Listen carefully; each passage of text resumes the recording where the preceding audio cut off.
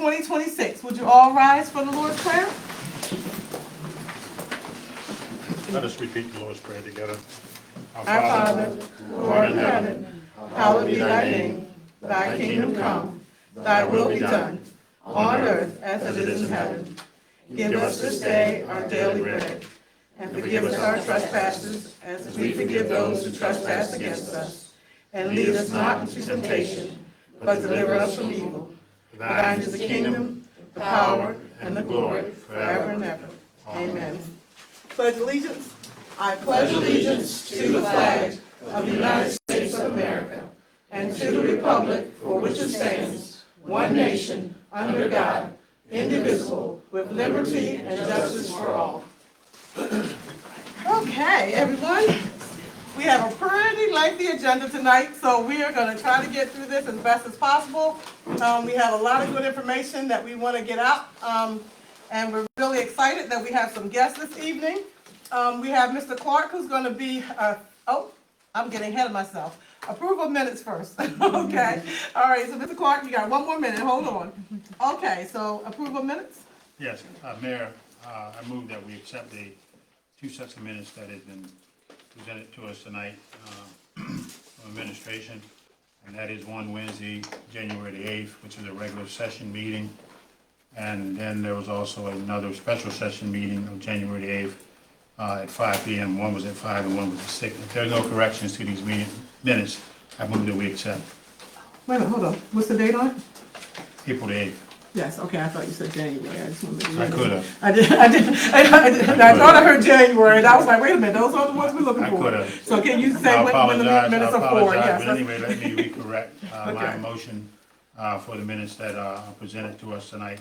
That is two sets of minutes for the regular session and a special session, one 5 p.m., one 6 p.m., dated April the 8th, 2026. I move that we accept if there's no corrections.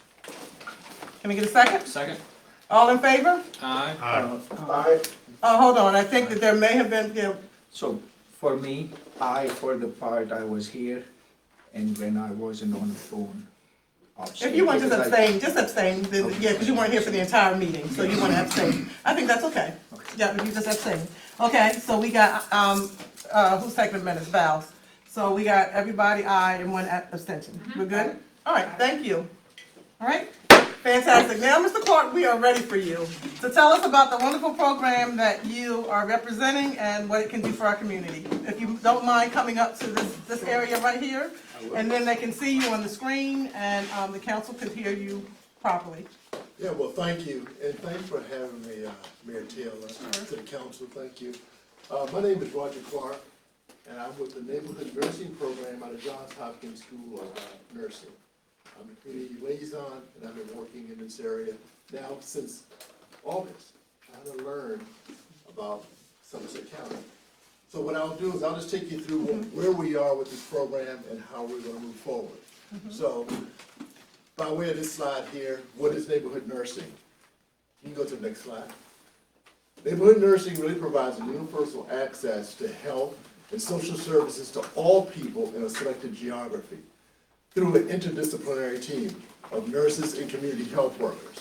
And so that's what we're going to be bringing into the county in conjunction with partners that we've already assessed, and I'll talk about those a little bit later. Teams will go to people's homes, community hubs offering various services for diabetes management, cardiovascular services, and social needs services. And I'm just going to emphasize this for a minute, that social needs services, because a lot of times when you go to the doctors, you know, they talk to you in the office, then they prescribe, they diagnose, and they prescribe. But what happens is, most of the outcomes are determined outside that clinical setting. And so keep that in mind. So that's what we're doing. If you remember the old days, I'm old enough to remember house calls. I lived in Washington, D.C., grew up in the city of Washington, and doctors made house calls. And so we're going to kind of get back to that a little bit with this neighborhood nursing program. Go to the next slide, please. The program model. Basically, when you look at this, it's just a care model that has an infrastructure that's based on already assets in the community.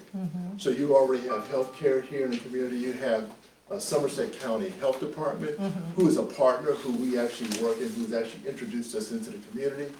You have Tidal Health, you have Chesapeake Health Services, Chesapeake Healthcare Services, a very qualified health center that's in this area, as well as your primary care physician right across the street. Dr. Hack, Dr. Hack. you're working closely with him Yes, too, I so, know. so that's kind of what we're doing.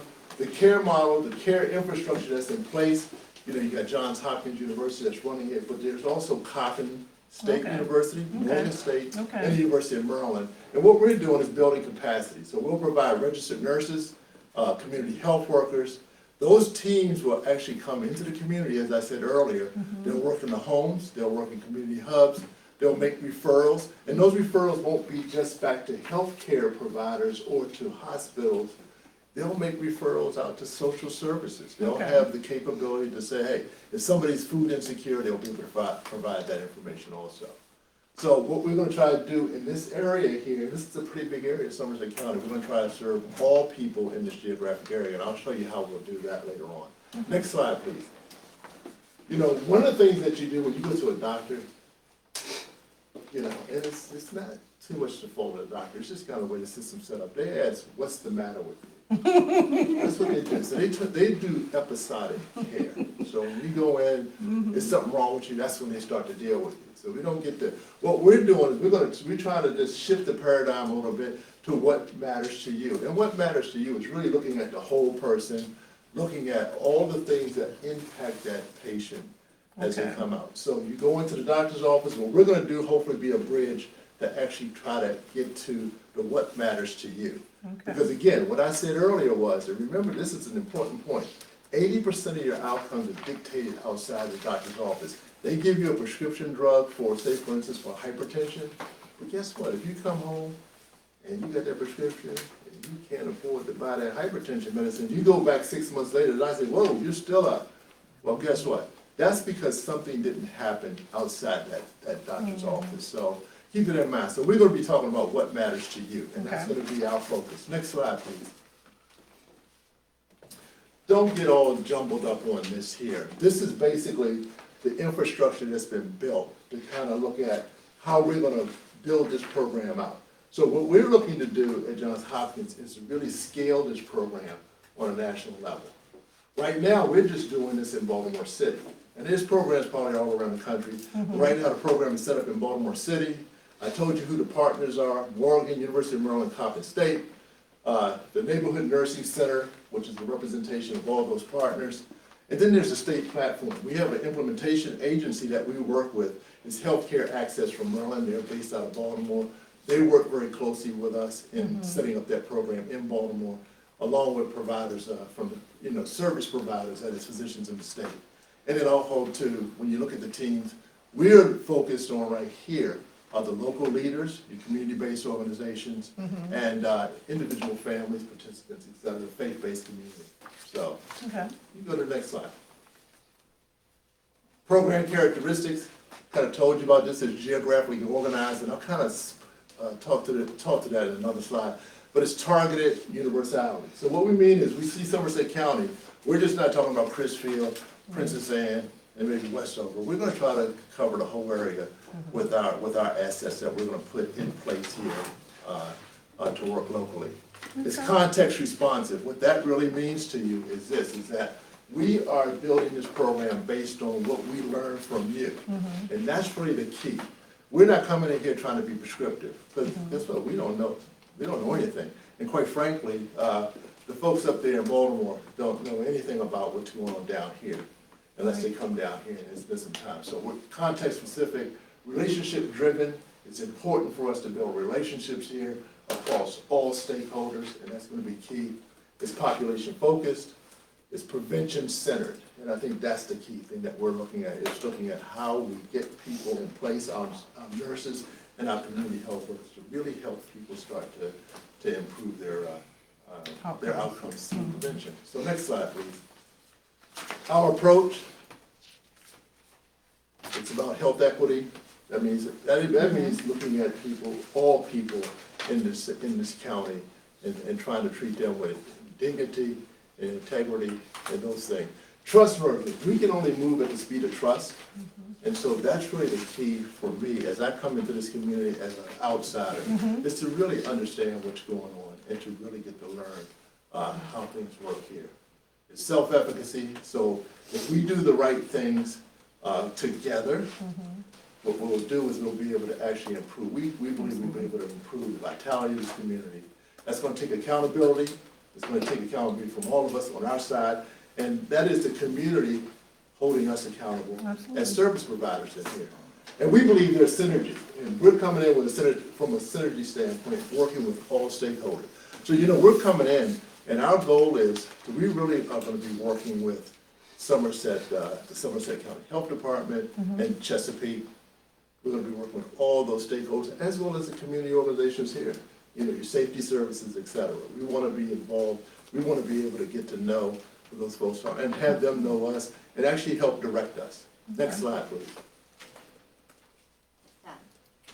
Sorry. That's okay. And I'm almost done, so.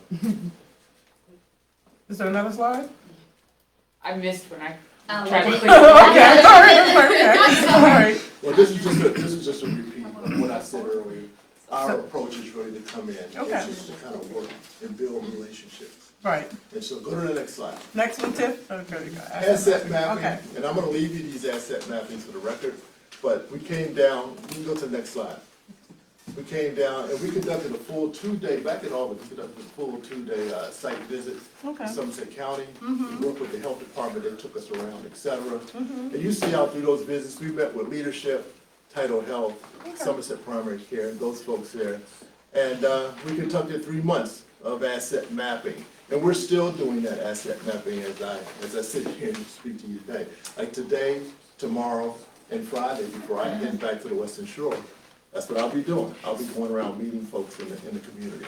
So these are not necessarily healthcare providers. This is who you consider stakeholders? These Is are that, stakeholders, I'm just yeah. trying to figure out Yeah. what it is when I look at the UMES Small Farm Program, Somerset Yeah. County Public Library, the Housing Authority, there's right. houses So I that didn't need to have- be there. There's things that, Yeah, I didn't Yeah. have those up there, but Right. I've actually met with those people, and I gotta change this slide because you will there's- include them as stakeholders or people who could Absolutely, yeah. benefit from program services. Good, okay. Absolutely, so. All right. Yeah, so you can go to the next slide. Okay, so what did we find out? Obviously, the thing that we all know is about trust. If you come up to my community there, we're gonna have to get to know you, just like you're gonna have to get to know me, I'm coming down here. Centralized services creates accessibility gaps, and what I mean by that is this. If we just house that program, or we just have those nurses and have everybody try to come to Somerset County Health Department, that's not gonna work. We're gonna be moving around the county. All right, okay. And we'll figure out how that works. You guys will help us figure out how to deploy those individuals. Population employment dynamics, that shapes service accessibility. We know that, where people work, how they work, what times they work, et cetera. Racial and social and cultural dynamics are required for intentional staffing, and we're very sensitive to that coming into this area and understanding how we balance all that. Informal social networks, they're here, because they're everywhere. And we want to be able to Absolutely. we want to be able to plug into those. And resource scarcity requires adaptive metrics. So we're gonna have to think about how we're gonna measure, what we're expecting Big out of this success, program. yeah. The success. You can go to the next slide. And I'm almost done. Here's our strategy, this Okay. last thing. It's a collaborative approach hiring. So right now, we don't have the nurses or the Community health workers? community health workers in place. We don't have them.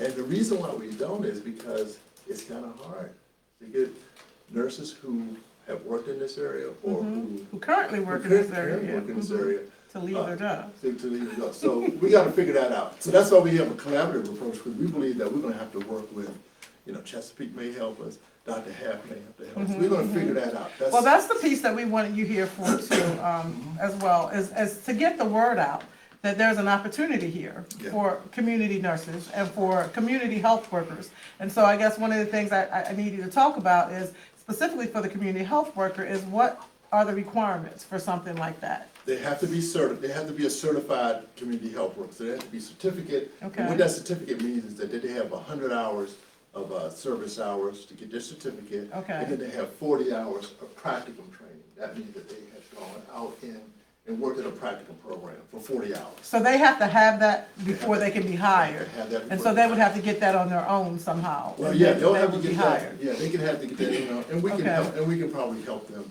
Okay. to do that. And so do they have to be a licensed health professional?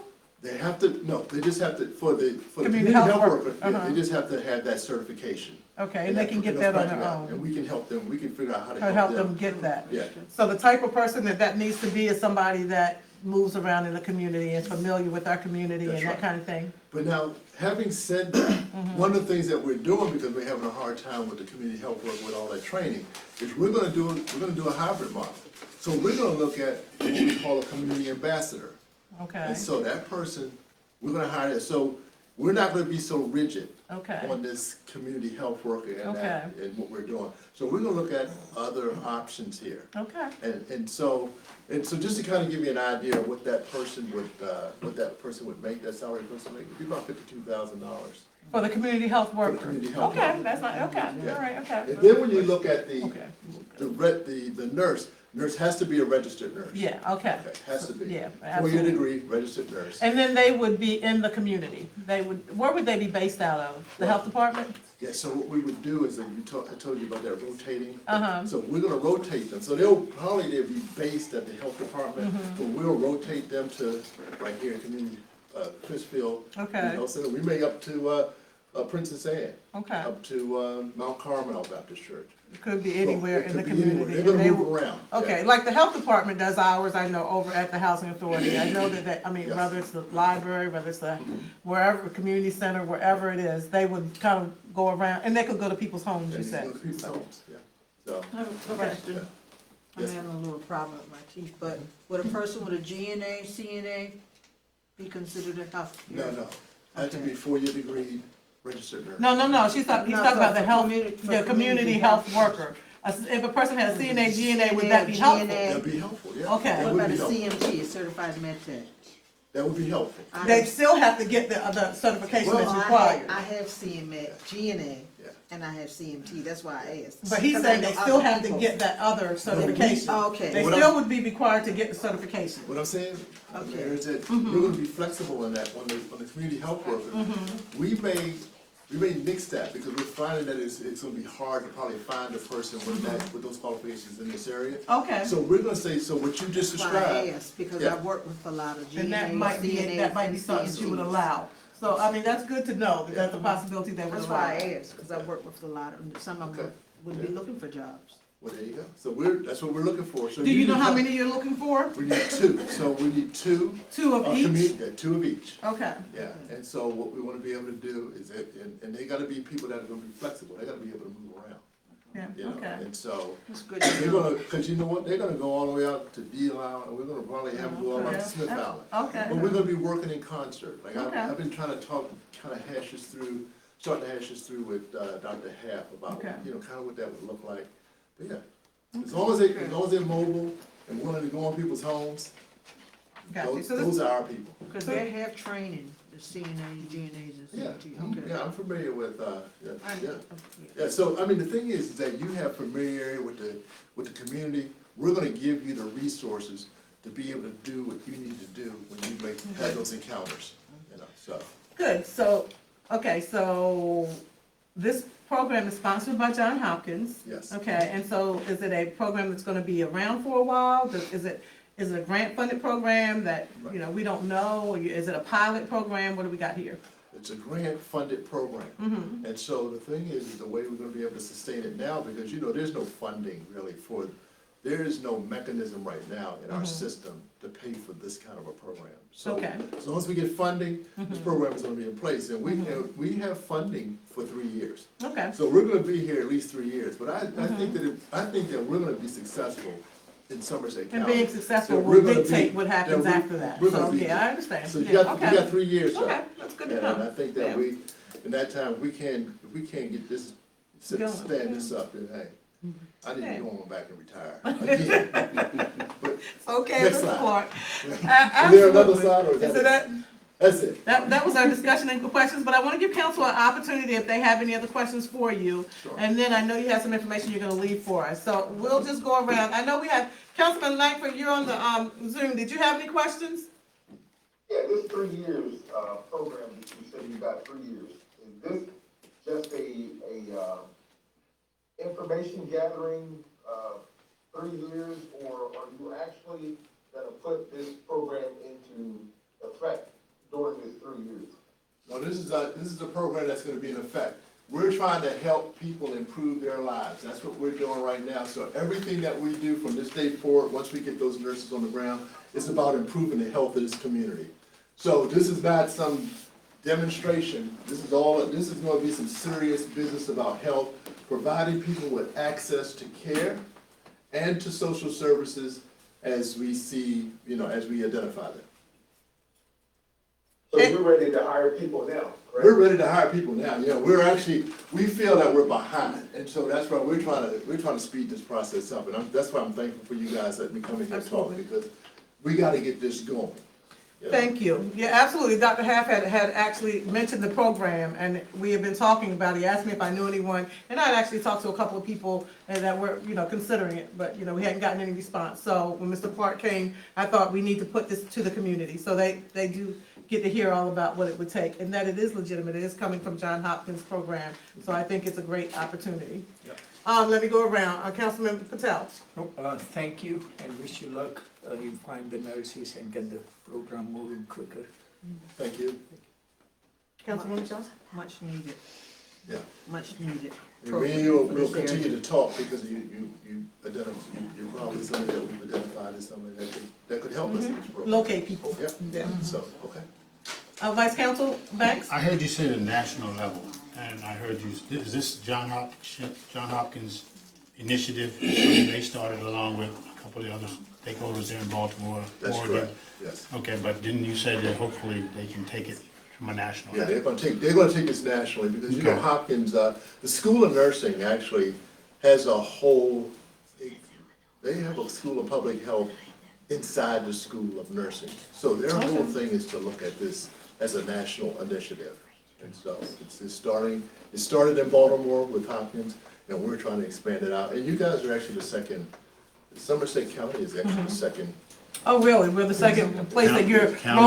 rolling this out in? rolling County it in out. the state? Okay, all right. We're the second county in the state? You're the second county in the state, because you're actually outside of Baltimore City, you're the first county in the state to do this. Okay. Because we wanted to pick a rural area, and you guys were the, I know that a lot of folks don't want to come out of their houses, so it'd be interesting to see if they would, take health care at home.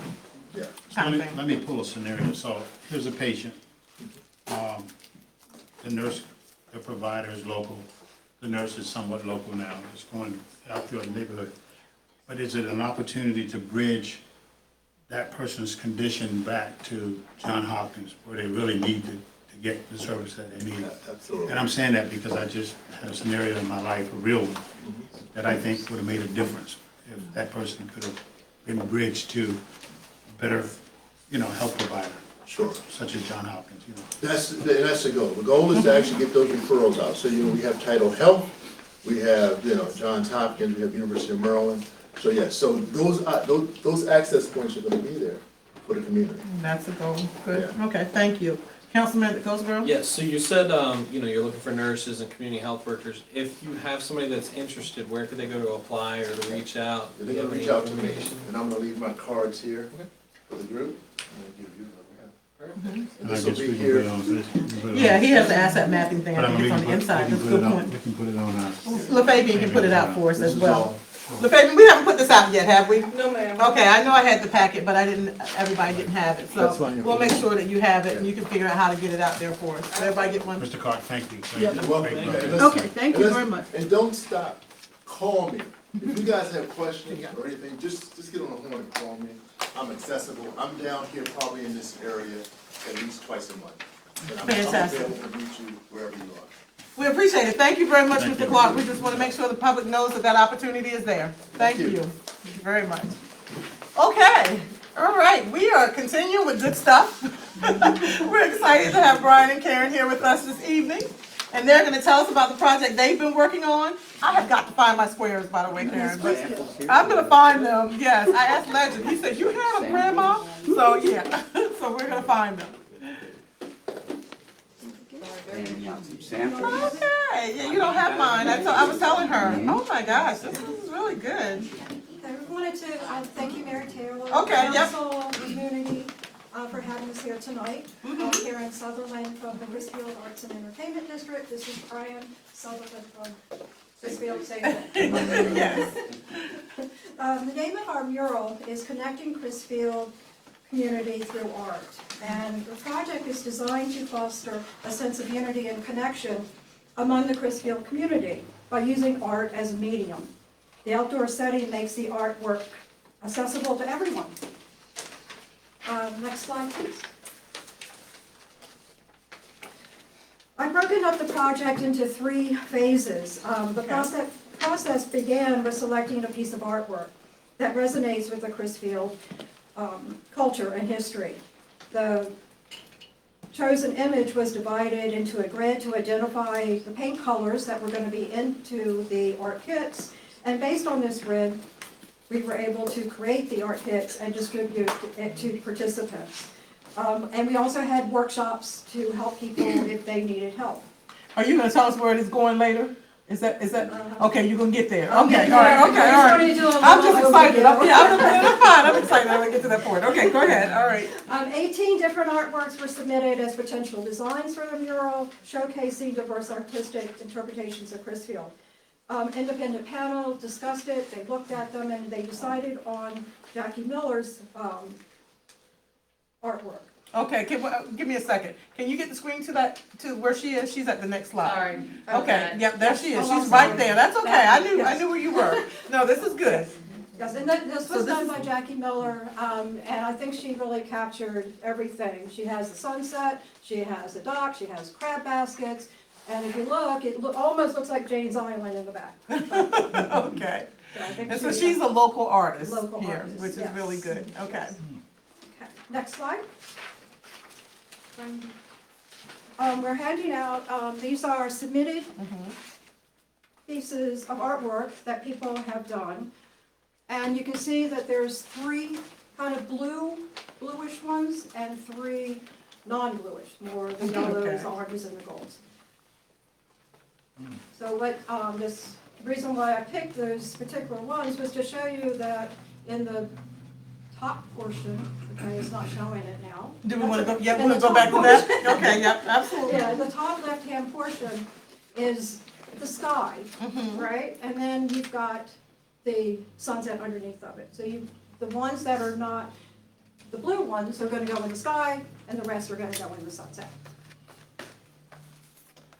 And now tell us, I think you may, Karen, so you're gonna tell us how it's gonna come together? Yes, Okay, all right, okay, go ahead. yes. Because I thought that was interesting, because this is not gonna be the picture that's on the mural. This is Right. the picture that guided Right. the mural, so I think that's important for people to understand. This is Right. not what the mural's gonna look like. The mural's gonna look like, and I'll let you keep going. Okay. All right, go ahead. So next slide.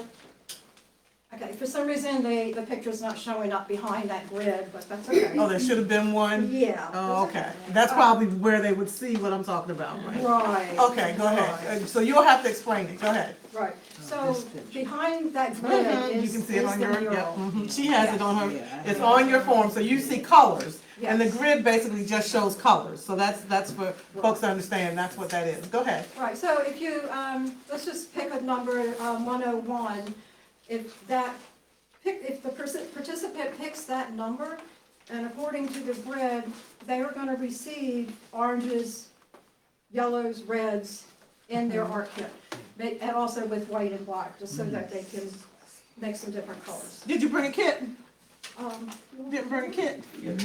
Yeah, just so the people know, bring several in case somebody wants to do some artwork. Absolutely, Robin. I hope you're in here, but okay. And, this is just 36 of them that we have gotten back, that I have out here. And we have lots more in the co-op room in Corbin. Okay. Where am I here? Okay, so while the goal isn't to replicate the original image, so we're not trying to make Jackie's image.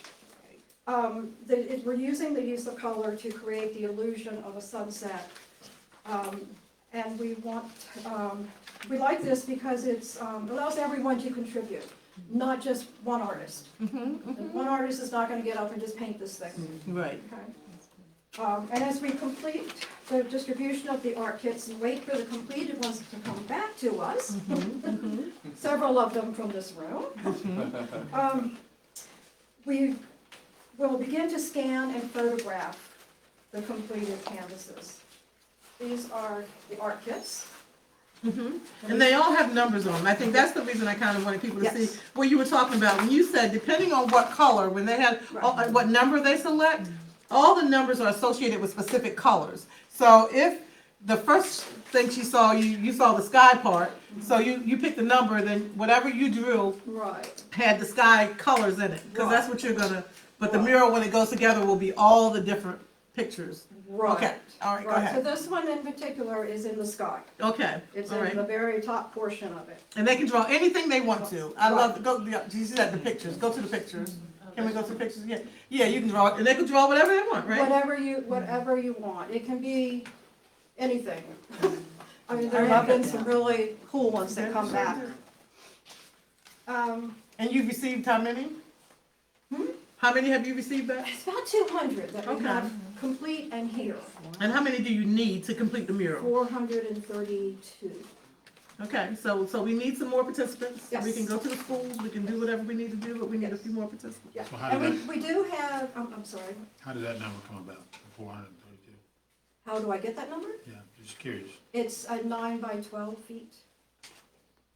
And all these squares will come together. The squares will come together. And you need 400 of them to make that the size of the mural. Is that Yes, what it is? it'll be 9 feet by 12 feet. Maybe a little bigger because we need to have a title, Okay. so maybe a little bit bigger. Okay. And this would be, this is the actual size. This is the actual That would size. be in each. Square. On that, oh, wow. Yes, This what, about It's gonna be 6 by amazing. 6? 6 by 6. Okay. Everybody will have a little piece of the pie, right? Right, Okay, right, it just won't be round. Okay, so once we have taken the photographs or scanned the artwork, we're going to take that scan and we're going to fuse it into a ceramic tile. Oh, Oh. So here are two nice. samples Okay. Oh, of nice. the end Oh, product. nice, yeah, okay, yeah, yeah, I like that.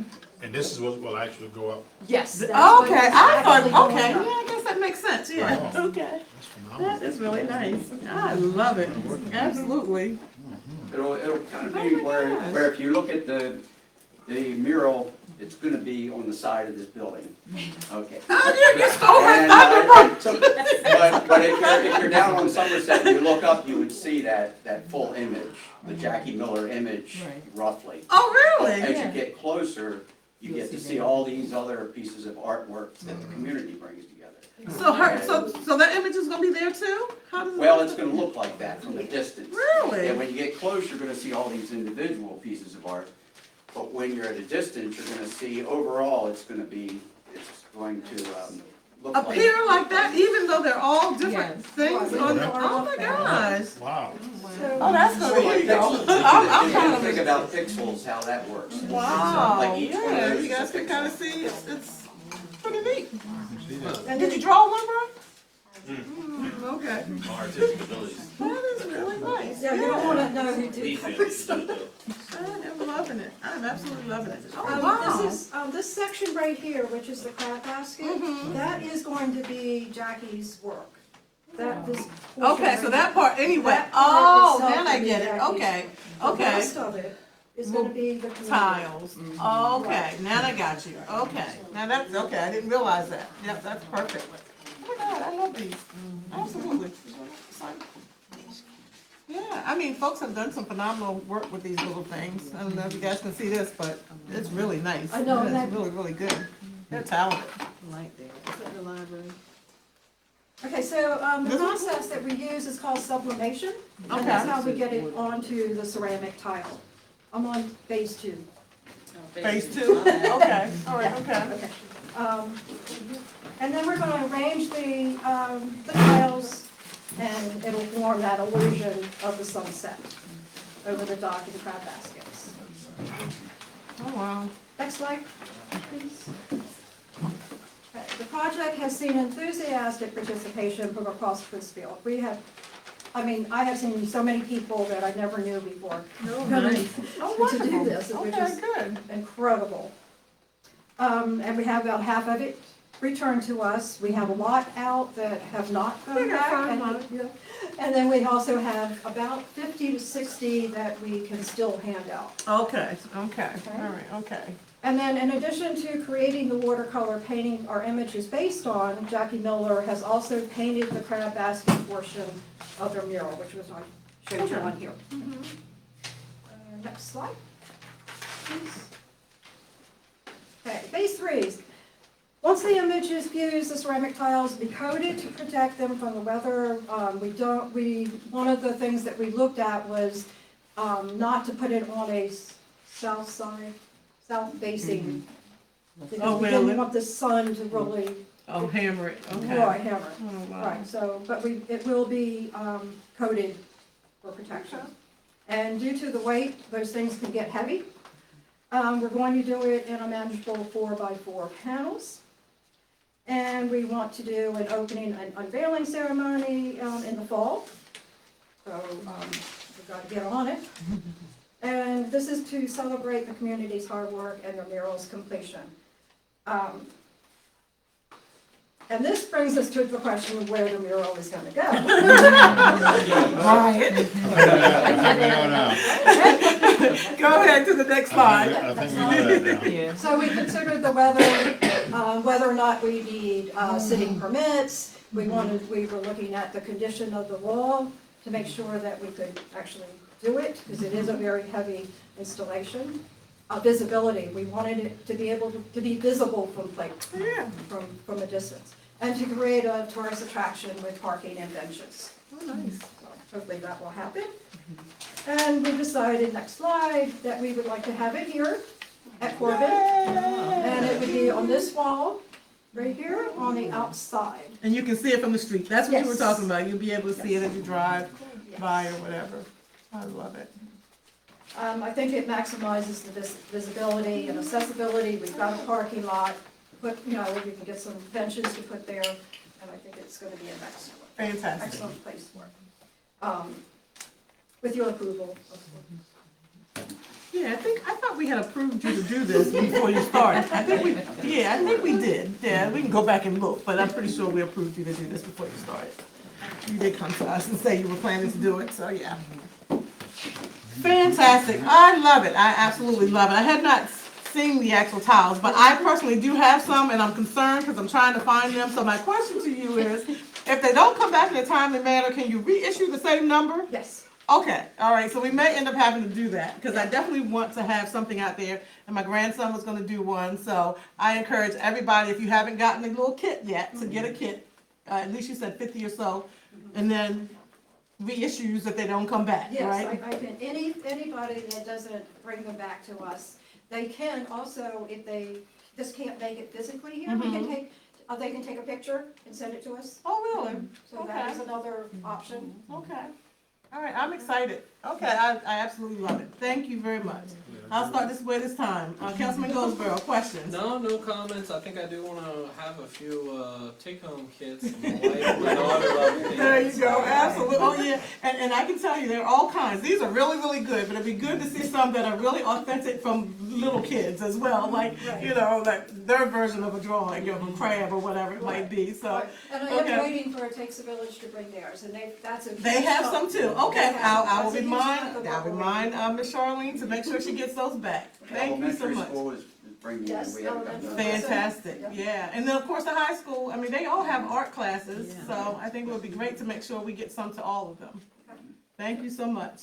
Vice Counsel? Well, I didn't have a question, but I'm a little lost now. With the picture that you showed, which, that's what the mirror was gonna actually look like.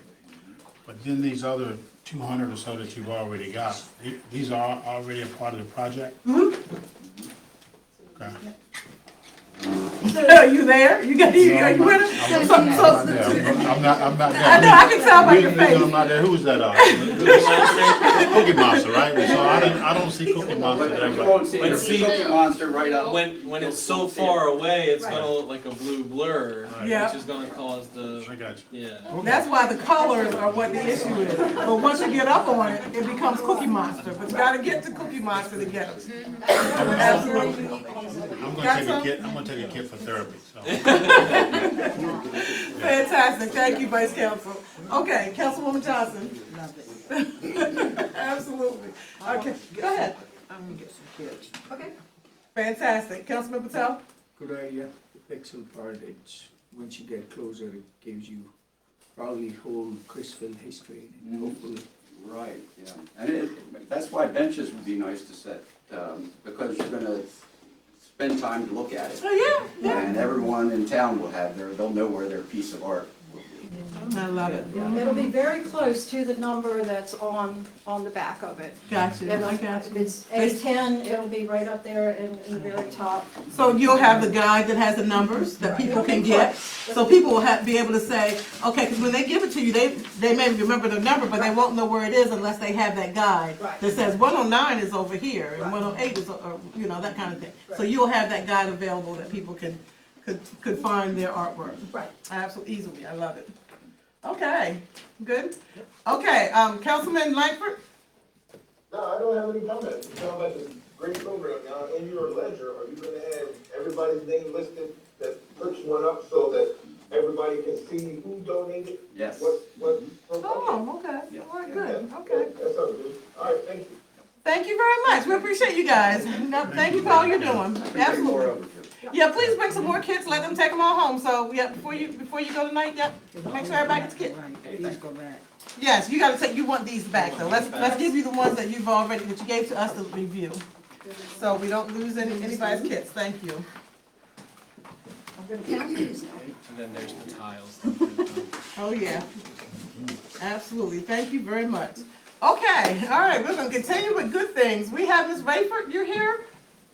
Oh, you did? Okay, I knew that you weren't sure you'd be here on time, but thank you for giving us an update on the African American Museum you've been working so hard on. So tell us a little bit about it. Thank you. You're welcome. Good evening, Mayor and City Council members and the members of the community. I want to thank you for the opportunity to share an update of the African American Museum of Chrisville. And as many of you already know, we've successfully had our soft launch of and a community reception on February 21st. It was a powerful and well-attended event, and it brought together residents and leaders and supporters from across the region.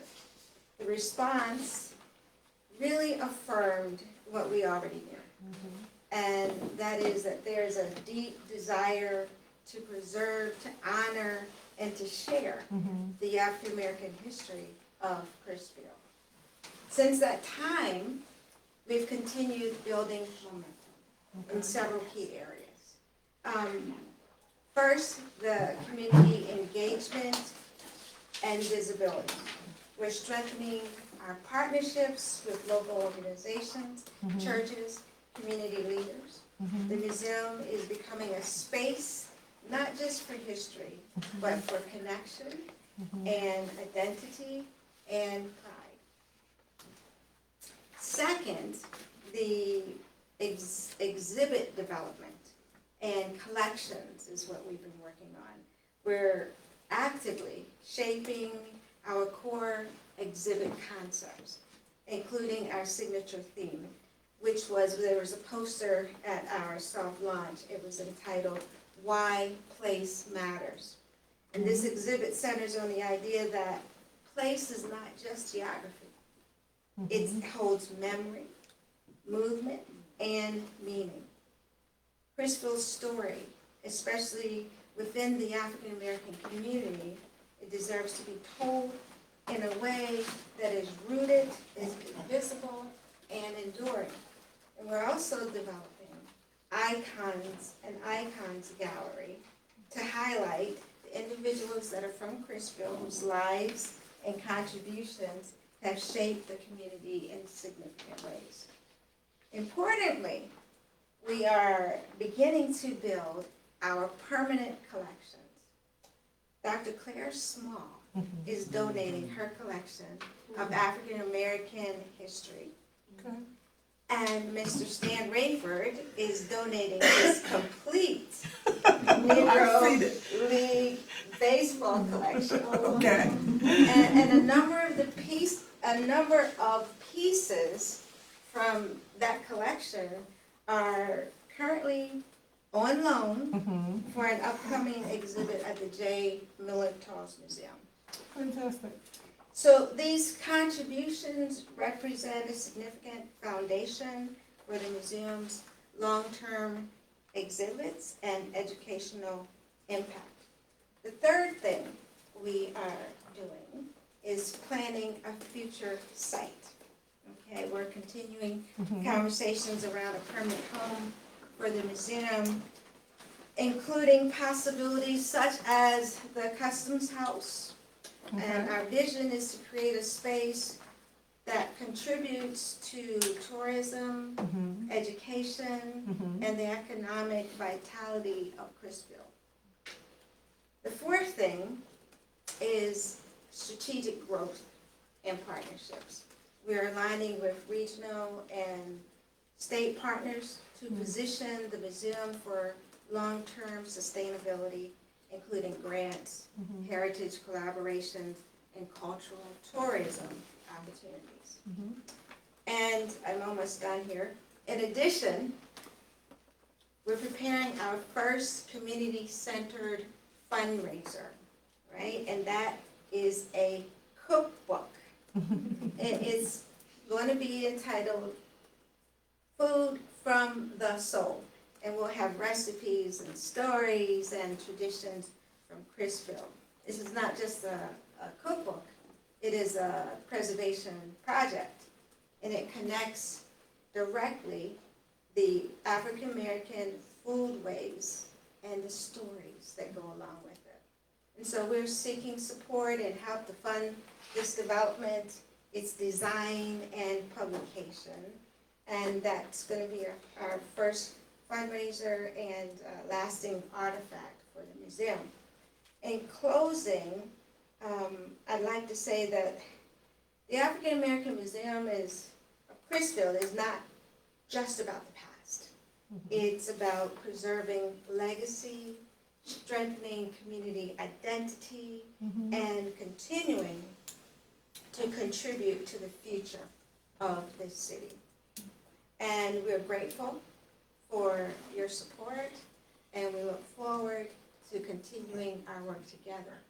And our slogan, from this place, Crisfield, great stories have come, and through this museum, those stories will continue to live, teach, and inspire. Thank you. I would like to introduce our board members. Okay, because this is like a fantastic board, and we all work very well together. It's that Crisfield spirit that I knew was here and came back home to be a part of. Clarence Bell is our vice president. Reverend Emmanuel Johnson is, say what? I know, he's a part of it. And Stan Rayford, who's here tonight. Brian and Karen Sutherland, they're a part of it. Jeannie Pittman, Betty Jean Horsey, Mr. Barkley, who's here with us tonight, and Mrs. Josephine Barkley. So those are our working group committee members, and it's a fantastic organizational group to be a part of. Thank you, Robin, very much. And for those who don't know, Robin is originally from Crisfield. She just left for a while and then she came back home. And like me, it's just always been near and dear to her heart. So we appreciate you putting in the time and the effort to pull this together, to bring this together. Robin has served on many committees, and I know when I met Robin, I know she was really heavily involved in art. I really didn't know who you were at the time, and I remember you came past the village. You may not remember this, and They had a bench. Yeah, there was a bench. Mhm. There was a bench that was part of that, and we were trying to participate as the village. And so that's kind of how, was my introduction to Robin, saying that we need to be involved in the art world. We need to be represented as well. So I appreciate that you are willing to not just, talk about those things, but you are willing to put the time and the effort in to try to make some of those things happen. So she served on a number of committees for us, and I appreciate that, all the hard work that you put in. So I support you 100%.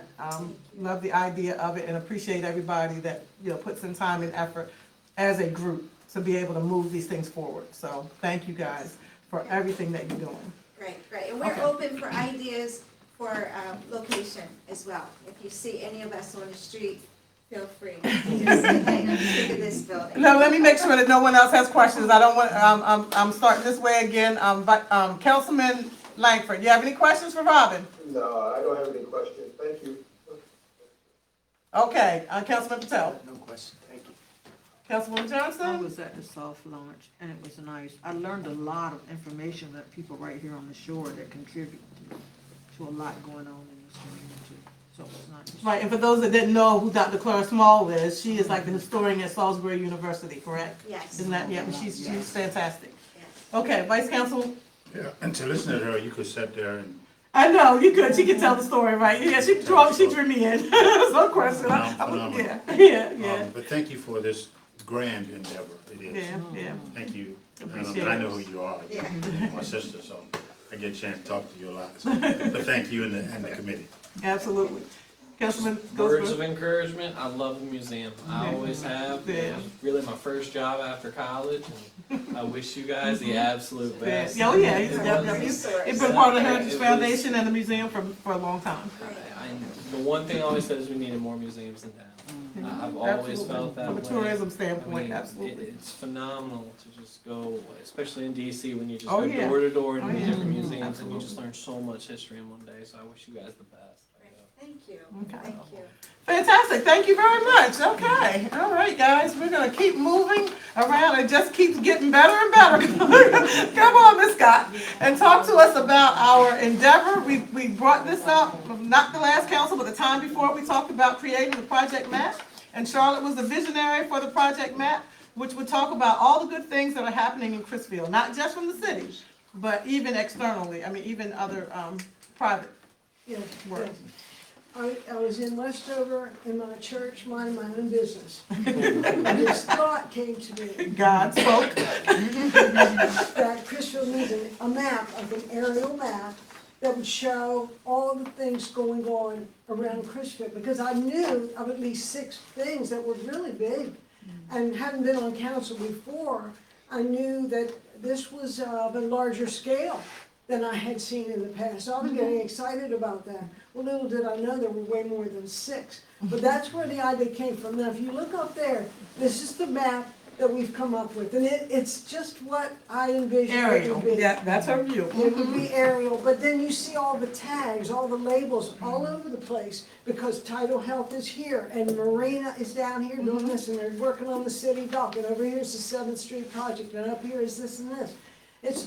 It's all over town, and it's really exciting, and it'll be the kind of thing where when it's on the wall, and it's gonna be very large, and it's about to be printed at this point, so it'll be installed on that wall 4 by 6 feet, so I'm 5 feet.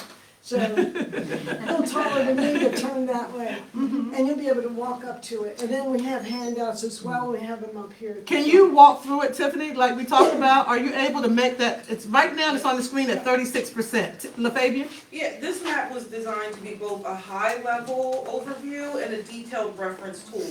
The full wall version, like Charlotte had already mentioned, is 48 by 72 inches, which is approximately 4 by 6 feet, and it's meant to be viewed in 2 ways. At a distance, or when you scale it down, you're able to see the full picture, where investments are happening across the city and how they're distributed geographically. You can go ahead and zoom in for me at 100%. Then when you move in closer, or view it at full size, you can see the detail. You can see individual Right. streets. Can you get it to 100, Tiff? Yeah. Okay, and then walk around it so they can see a little bit more kind of You'll how see it. project locations, How the they look. descriptions of each investment, each point of the map, and it's moving slow, but while I'm talking, she'll get there. Each point on the map represents a There you go. project. Yeah, that's it. The color coding helps quickly distinguish them. Red indicates a larger scale investment, and green represents a smaller scale investment. So whether someone is looking at it from across the room or up close, they can understand both the big picture and the specific details. The goal here was transparency and clarity, making it easy for residents, stakeholders, and leadership to see exactly how and where investments are shaping in Chrisfield. And I'll turn it back over to Charlotte. And so the total investment, right? That's exactly where I'm going. Good, The okay. total investment, when we put Planned and everything together, proposed. came to $313 million, $313,729,000. Planned and proposed, is basically what it Planned is. and proposed, Planned yeah. and proposed investment. So we know that things change and they change rapidly. Yeah. So we know that, some investments may go all the way through, some may not. But in reality, if we can even get a half of this amount of investment in our community, it will be phenomenal. To my knowledge, Chrisfield's never seen anything like this. Probably the closest to it was when the condos were being built. But this is a larger scale because it's not just along that waterfront, but this is all over. And, and then every day new things put are it back? coming up. Pardon me? Yeah, can you put it back? Yeah, we'll go to the website in a second. I want to see the map again because I want to identify some things. I'm sorry, Charlotte. Give me Okay. 1 second while she puts Sorry. that back up. Go ahead, you can keep going. Well, I'll go back to this then, the marina is very excited because they have a $30 million project going on over there. And you go over there and you'll see the cranes and you'll see the new fuel pumps are going up and that kind of thing. And Tom Schischler, their executive director, was telling me that they're coming there really excited. And also, he can see that the construction people, the workers that come over there, they have to eat somewhere.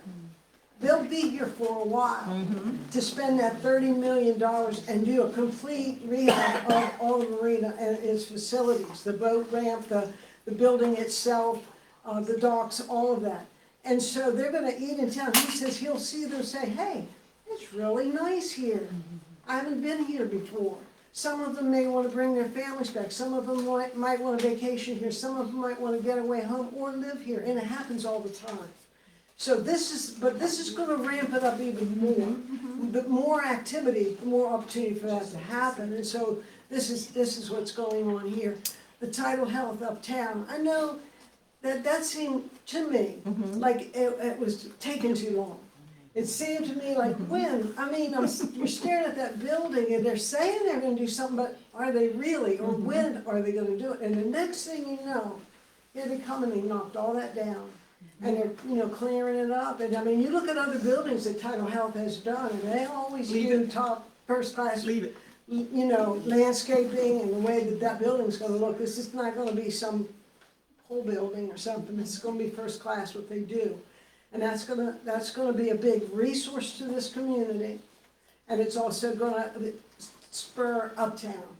Just because the people coming and going up there, they're gonna have to eat somewhere, they'll be in town for a little while, they may wanna go into some shops. So, it'll encourage that kind of growth. The projects go from 100 million to 50,000. And then, but it takes all of it, and then I think about, I don't know if you want me to say anything more about the individuals, but we do have Yeah, I handouts do. up here. Yeah, I want you to say some things. We That's have kinda why I'm maps, up you here. want me to say more? You can say a little bit about it. That's kind of what I want to point out. And you can say, I think Jen's gonna show the website in a second. So we're gonna do that in a second. Just wanted to just highlight what some of the major projects actually were. Yeah. And then a few of Yeah. the smaller ones, Well, so. we know flooding is an issue here, and we know that it's difficult to address. But there are major efforts being made to mitigate. And that we have not seen in the past. My remembrance is that when we were trying to help flooding, we were cleaning out ditches. Right. And we still couldn't get them all. Right. Because it cost too much. Right. The effort and the expense of doing that. This is way beyond that, a lot more involved in this. So, the FEMA flood mitigation, the southern one is $36 million. Right, and we don't even know, yeah, right. We do know the northern one is gonna be capped. That much, we did find that out, that that's Yes, gonna be capped. yes. So that would be less than what we would expected it to be, because Okay. they're gonna put a new cap on that Yeah. one. So that'll be a little different, but But Yeah, we're talking significant. about in the past, if we had a $2 million grant, we thought that was unbelievable. And now you're talking 35 million and Absolutely. another 20. It's just hard to wrap your brain around it, you know? Absolutely. And I have to stop for a moment and give credit, because, you know, my background, part of my background has been in grant writing, and it's a lot of work. Each grant is Absolutely. usually a lot of work, the smaller ones are less, but, you know, a lot, you have to go like into a closet and shut yourself in there for, absolutely, you know, and somebody has to give you the vision. right, Somebody has to tell you, what do they want? right. And how does that fit with what this grant is for? And then all those details have to be worked out. Absolutely. So a lot of work, it's just not a matter of me saying, spitting out, oh, we're getting 35 million for this. Right. A lot of thought and effort went behind all of that from Jennifer, our grant writer, but Right. other people and other organizations that were here giving us data, Yeah, right? about 2 And years, helping- about helping 2 us- years worth of work. 2 years worth of work for one grant. And then Absolutely, the second one will piggyback off of that. yeah. But, hey, that is just major. I don't know what the marina did for that 30 million. I know that a few years ago, they had funding for 10 million. And then it was taken away. I don't know the details of that, but they, funding was pulled back. Then they got 5 million. So that's the last that I Right. knew. I picked up the phone and called Tom Schister. He says, we're having 30 million. It's approved. It's sending out for bids on April 1st. Yes. So, I mean, Yeah, that was huge. somebody did something. Well, that was huge, yeah, because I talked to the secretary too, Secretary Charbonneau, and she basically had said that they were getting those RFPs out, the bids were gonna go out, and that work was gonna start, and they're looking for 2027 to have that work completed. Yes. So I yes. think that's just phenomenal. That is another asset. And it's gonna help us with the flooding, because they're gonna be helping, with some of the tide gates and all the issues that we have. So it's gonna be a big deal for us in terms of flooding. A Yeah, lot of their changes plan making. aligns with what you're doing in these other Absolutely, grants. we're and stuff. working together. So flooding is really being addressed through all of this. Right. But then you have private investment, you have the solar Right. farm. Right. That's already underway. You have the 7th Street development that we Yes. know about, and on the agenda, I think they're gonna come up on this agenda tonight. Yes. Yeah, mhm, they're in the process, Right. they're in the works, and they're moving forward, but it is a process on zoning and permitting and that kind of thing. Absolutely, But, property is being bought, right, has been bought, Right. plans are in place, absolutely. they're being developed, and, so, It's exciting, It and for is those of you who exciting. don't know, Charlotte is also a former council person, so she was on council for many years. And she doesn't live in Chrisville right now, but Chrisville has always been near and dear to her heart. So we definitely appreciate all your time and effort and everything you put into this. I think it's exciting, and I think we're gonna take it a long way. So I think it'll go a long way towards us showing people that there's a lot of movement that's happening here in Chrisville. it creates momentum. Yes. It says there are people betting on Chrisville. Absolutely, They are putting their Absolutely. money where their mouth is, they're putting their Absolutely. time. absolutely. And I think about it sitting here, the 3 things that were presented before me Mm-hmm. are also Major adding to projects, that's all right, of this, absolutely, yep. right? Yeah, I absolutely. mean, they're tourist related, they're, partially, Mhm, they're mhm. community related, Mhm. they're, I think preventative in terms of health, and we Mhm. need that coming into Right. homes and talking to people, and before things get too bad. Sometimes Absolutely. people delay, and then Absolutely. they need a little intervention, right? Absolutely. And that's what this sounds like it's going to be, and I'm excited about that. Absolutely. And then the mural, I don't know, I mean, maybe it's been done before, but I hadn't heard of it. No, not like that, neither have I, so I'm it is a novel excited one as well. To see how that, so that's another asset. Absolutely. I just wanna commend everybody, it takes many hands, it And takes thank faith. you, yeah, and we appreciate you. Yeah, And we wanna make sure that they know that there's some copies of it up here. So Yes. that they can, there's copies of the map that you see up there, that's gonna be used for promotion and advertising, right? Right. And we'll give those out to investors as well. There's also another version of the map, which, is not aerial necessarily, but it is more animated, it has more color to it. Yeah. And then there's also a handout that details what each project is about. So I just wanna make sure they know about that as well. Yes. And then we'll let Jen talk about the website. I just want to say that on the handout, for each project, there is a location address, there's a description, there's how's it being funded, what's the current status, what's the completion date.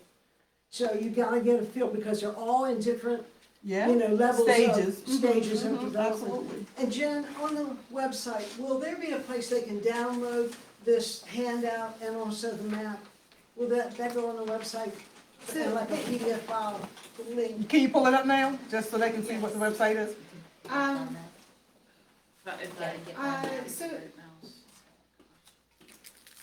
So let's figure out if we should or not. Part of the idea for a website was that our projects are constantly being added to and Yes. growing, Yes, right? that's, And so this website, it's at chrisfieldforward.com.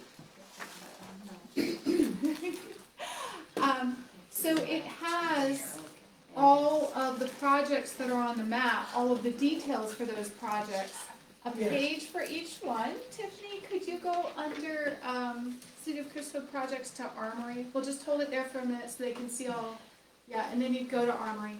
So it has a page for each project, and if you scroll down, It didn't come up yet, did it? the images haven't Yeah. come up for whatever reason. They will though. Go ahead. If you scroll down, it has an about and it has all the details about the project. So this allows us, if we get another $250,000 to add to this and keep it live. Yeah, now it's coming down. and it will be in motion. I Yeah. mean, things are gonna constantly be in motion, and I think with all that's going on, it's gonna be even more than we've seen in the past. It's gonna create more momentum. Right. So I'm expecting that she'll have plenty more. Sometimes people want a handout, they want a hard copy, and I was wondering, but they can't We get that can at City Hall. we can certainly add the handouts as well. We just didn't want to have to update it in two places. Good point. Like update the handout and update the website. Yeah, no, I see your point. Okay. So there's also a live version of the map here from Eastern Shore Regional GIS Cooperative.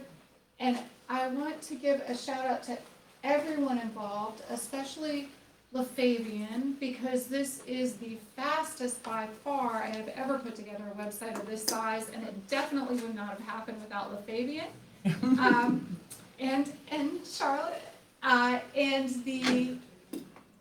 And a shout out to Mary Buffington That's where I was about to specifically. go. Absolutely, This yeah, is the Eastern she's, Shore Regional yes. GIS Cooperative, Mary Buffington. right, right. I'm just gonna say, she was a saint.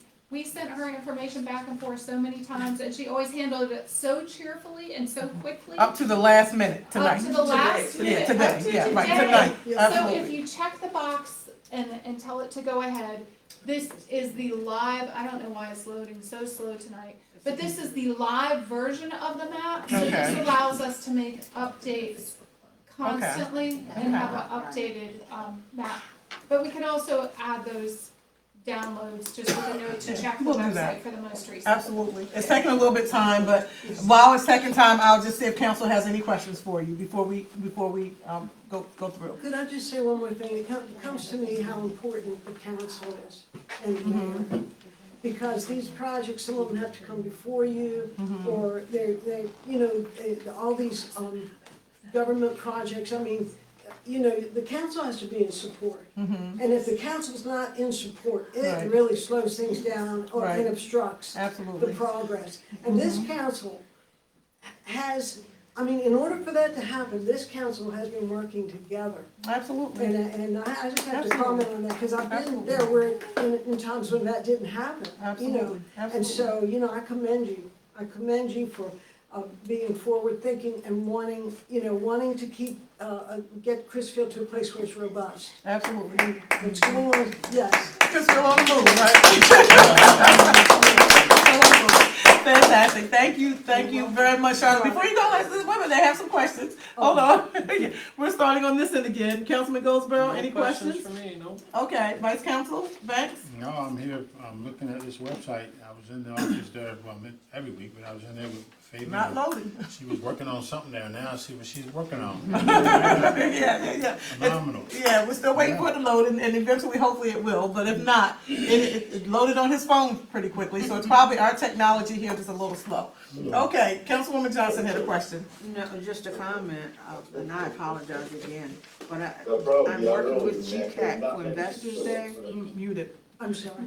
Okay, now go ahead. Okay, I'm working with GCAC for Investors Day, and I don't know if you've been invited yet, but I'd like for you to be a part of our Investors Day so we can have this available. Well, this should be available Okay, yeah. to them. I mean, that's a good tool Okay. for them. It's a good tool for the Chamber of Commerce. It's a Yeah. good tool for Somerset County Tourism. All of them should want access to this. I'm But we sure the want to make city's sure- gonna make that available. Sure. If I'm invited, I'll come. I'm inviting you now. Absolutely. And I wanna make sure we have hard copies for Yeah, we'll everybody get, that's. to pass them out and all that, and That even sounds electronic copies. Yeah, that sounds Thank you. good. Okay, fantastic. Make Okay. sure you're even on our agenda. Okay. Yes, Thank you. I hadn't thought about that. That's a good idea. Okay, Councilman Patel. Thank you for your hard work, and I see, just for understanding, I see lots of these are projects which were much needed upgrade to our infrastructure, like the marina and with the flooding and the high school and all that stuff. So those are investments, yes, but those were much needed things, what we needed. And hopefully the rest of the things will move forward within near future, and that will be really nice. So Yes. Thank you for It's your like it's hard all work. coming at the same time. Yeah, the It's all foundation and the coming stuff on together it. for Christmas. It's happening all at once. The foundation is being shored up while we're building on top of it. So that, I think that's great. Councilman Langford, did you have anything for Charlotte before we let her sit down? No, I don't have anything for her, but it's nice to see you again, Charlotte. Thank you for your help and continued help in making Crystal grow. Thank you.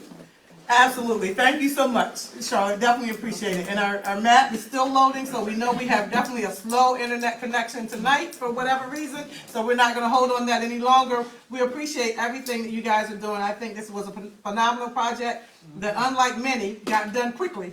So we're going to have to figure out what that model is and replicate that. Because I don't know, Charlotte had the idea. It came together really quickly, and now the big map is ready to be published. And we'll be sending that out for publication, and David Mason will be helping with that. So we are really grateful for his assistance too in putting that together. Two more things. One is that website is brand new, so it's sure to have typos. Please contact me. I would love to fix any typos. And the other thing is LaFabian created this gorgeous advertising that you Well, can we grab a encourage copy you of. to pull the website up at home. Your internet will be much better. Much quicker. Okay. Fantastic. Okay, guys, thank you very much. We're going to keep going to all the other good things that we have going on tonight. A rezoning recommendation from Mr. Hershoff, who is our city inspector. Talk to us about the recommendation for rezoning. Good evening, Mayor, council members, and citizens of Chrisfield. Before I go into the actual recommendation from the Planning Commission, I just want to provide some background information and documentation for the record. In October 2025, Crab Cruise Real Estate LLC requested a rezoning of certain real property identified as Somerset County Tax Map 72 Alpha, parcels 126 and parcels 228. Crab Cruise seek a rezone the property from light industrial to tourist maritime. They were citing a mistake in the existing zoning classification and a substantial change in the character of the neighborhood. The applicant indicates that if the rezoning is granted, the property would be developed in a manner consistent with the Tourist Maritime District with the stated goal of facilitating economic development, growth, and within the city of Chrisfield. Our section 112-15 of the city code provides any proposed amendment, supplement, or change to this chapter or to the official zoning map shall be first referred to the Planning Commission for recommendation. The Planning Commission shall submit its report and recommendation to the mayor and city council within a reasonable length of time. So on March 31st, 2026, the City of Chrisfield's Planning Commission heard the rezoning request. And on April 14th, the Planning Commission met and formally voted to recommend a rezoning based on a substantial change in the character of the neighborhood. I submitted the recommendation of the Planning Commission to Mayor and City Council. City Code further provides, after receiving the recommendation from the Planning Commission, the Mayor and City Council shall hold a public hearing in relation to the proposed amendment, at which the parties in interest and citizens shall have opportunity to be heard. The request is that the public hearing will be on May 13th. Now, in order to provide all this information, there are 6 criteria that they have to be found based upon the Maryland State Code. One was population change, availability of public facilities, present and future transportation patterns, compatibility with existing and proposed development in the area. Of course, a recommendation from the Planning Commission. And number 6 is the relationship of the proposed amendment to the local jurisdiction plans. And those 6 items were met, starting with population change. Per the Somerset County Comprehensive Plan in 2010, the total population of Somerset County was 26,470 people. By 2020, the population had decreased to 24,620 people. The most recent American Community Survey estimates the total county population is roughly 24,910 people, representing an approximate 6% change in population from 2000 to 2018. With the identified neighborhood, population change is estimated to be minimal since the city's comprehensive plan in 2007 as a neighborhood is not a designated residential zone. But according to 2020 U.S. Census, the city of Crisfield has a total population of 2,475 people. This is a reduction from 2,723 persons during the 2007 City of Crisfield Comprehensive Plan, which was utilized for the 2018 rezoning. The Planning Commission found that there had been a population change in favor of the rezoning. Number 2, the availability of the public facilities. Sewer and water are available for hookup on this property. The staff report included the water and sewer piping layout per the city comprehensive plan. The city has unused water and sewer capacity to accommodate the intense development of the land. Other services such as fire, police are able to meet the needs of the intense development while all maintaining support for existing residents and businesses. The Planning Commission found that there are available public facilities that should accommodate proposed rezoning. Number 3, present and future transportation patterns. The property is located at the dead end of a short and narrow peninsula. The city comprehensive plan provides that adequate vehicular and pedestrian access exists to the property. Future essential city services are located along the roadway, ensuring that the roadway would be adequately maintained. The Planning Commission finds that the transportation network can accommodate the proposed rezoning. Number 4, capability and existing and proposed development for the area. Per the city comprehensive plan, the subject area is located within the priority funding area. The future land use map identifies this area as part of the waterfront planning area. This designation reflects the city's recognition that the waterfront is a unique resource and that the land use changes in this area present issues of compatibility, design, and resource conservation. The city comprehensive plan states that redevelopment decisions affecting the waterfront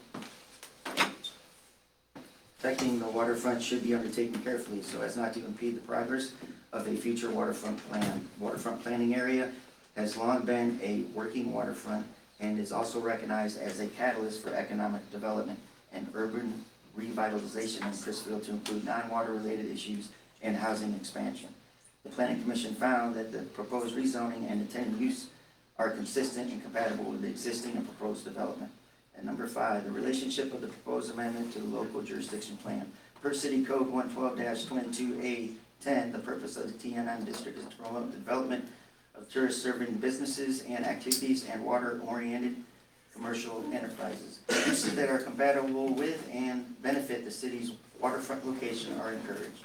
Certain retail and residential uses that are complementary to water-oriented uses are permitted. By contrast, the I-1, which is light industrial zoning for that district, is intended primarily to accommodate manufacturing, processing, warehousing, and related industrial activity within a controlled environment.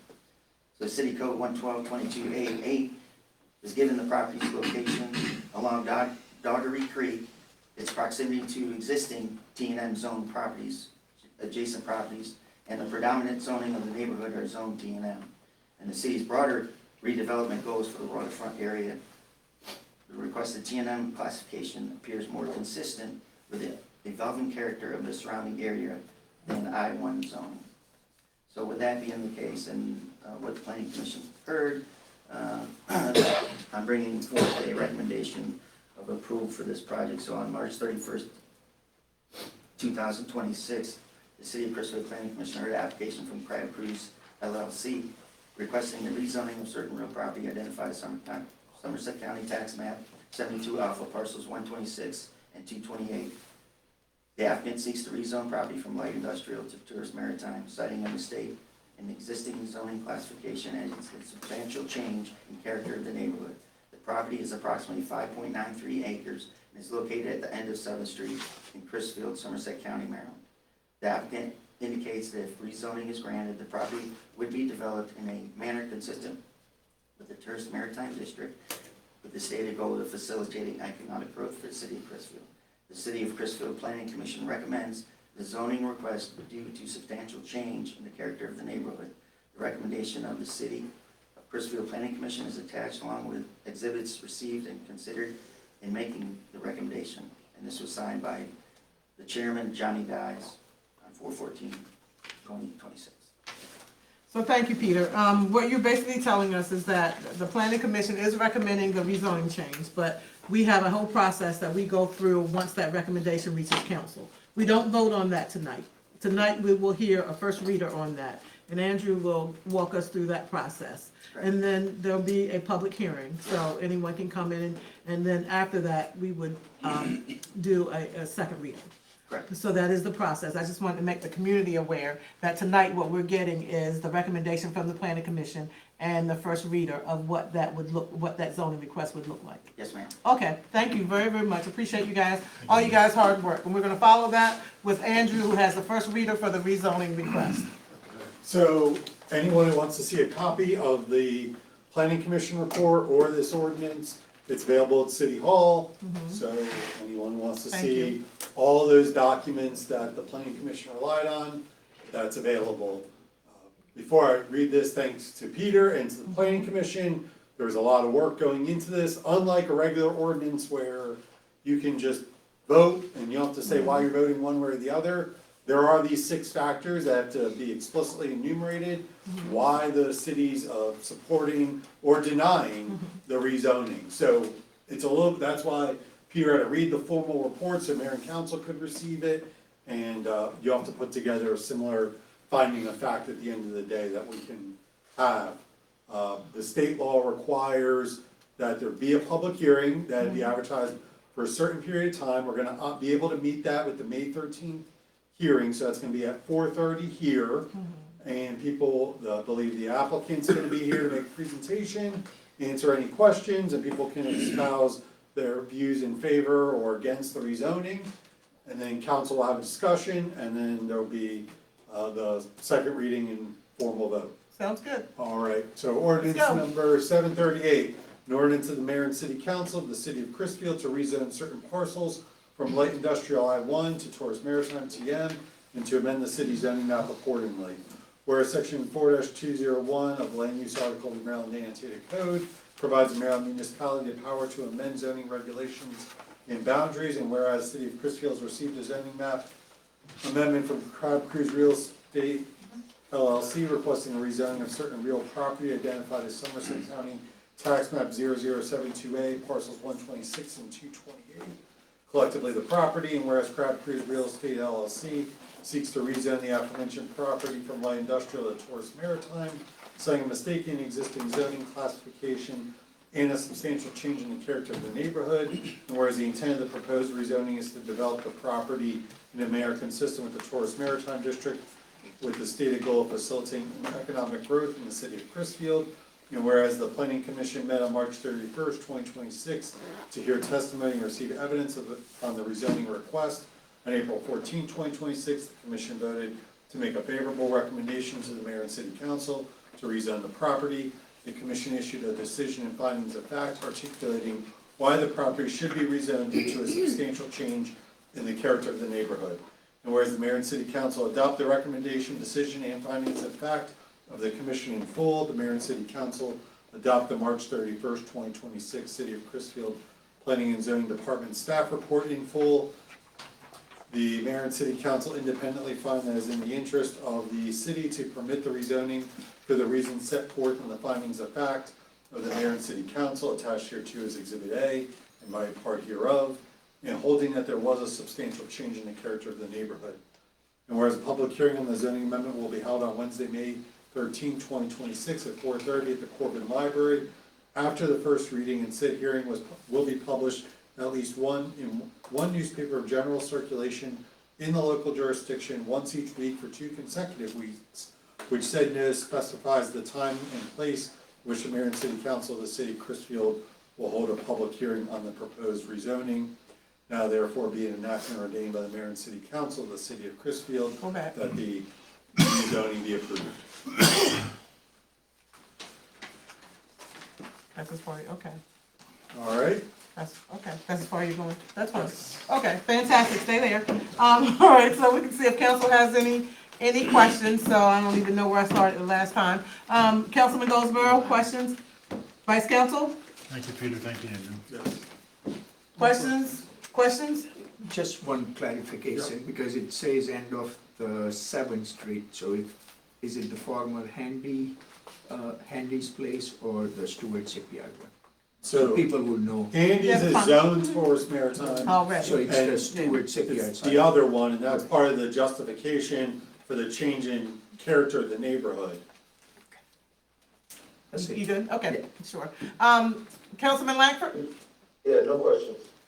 Okay, thank you very much. One point, so they did make 2 like a dual application. One, that there's a mistake in the zoning map, which Mr. Guys was on the commission at that time, and he said that didn't happen, so the planning commission did not make a favorable recommendation as to that, but there has been a substantial change in the neighborhood since 2018.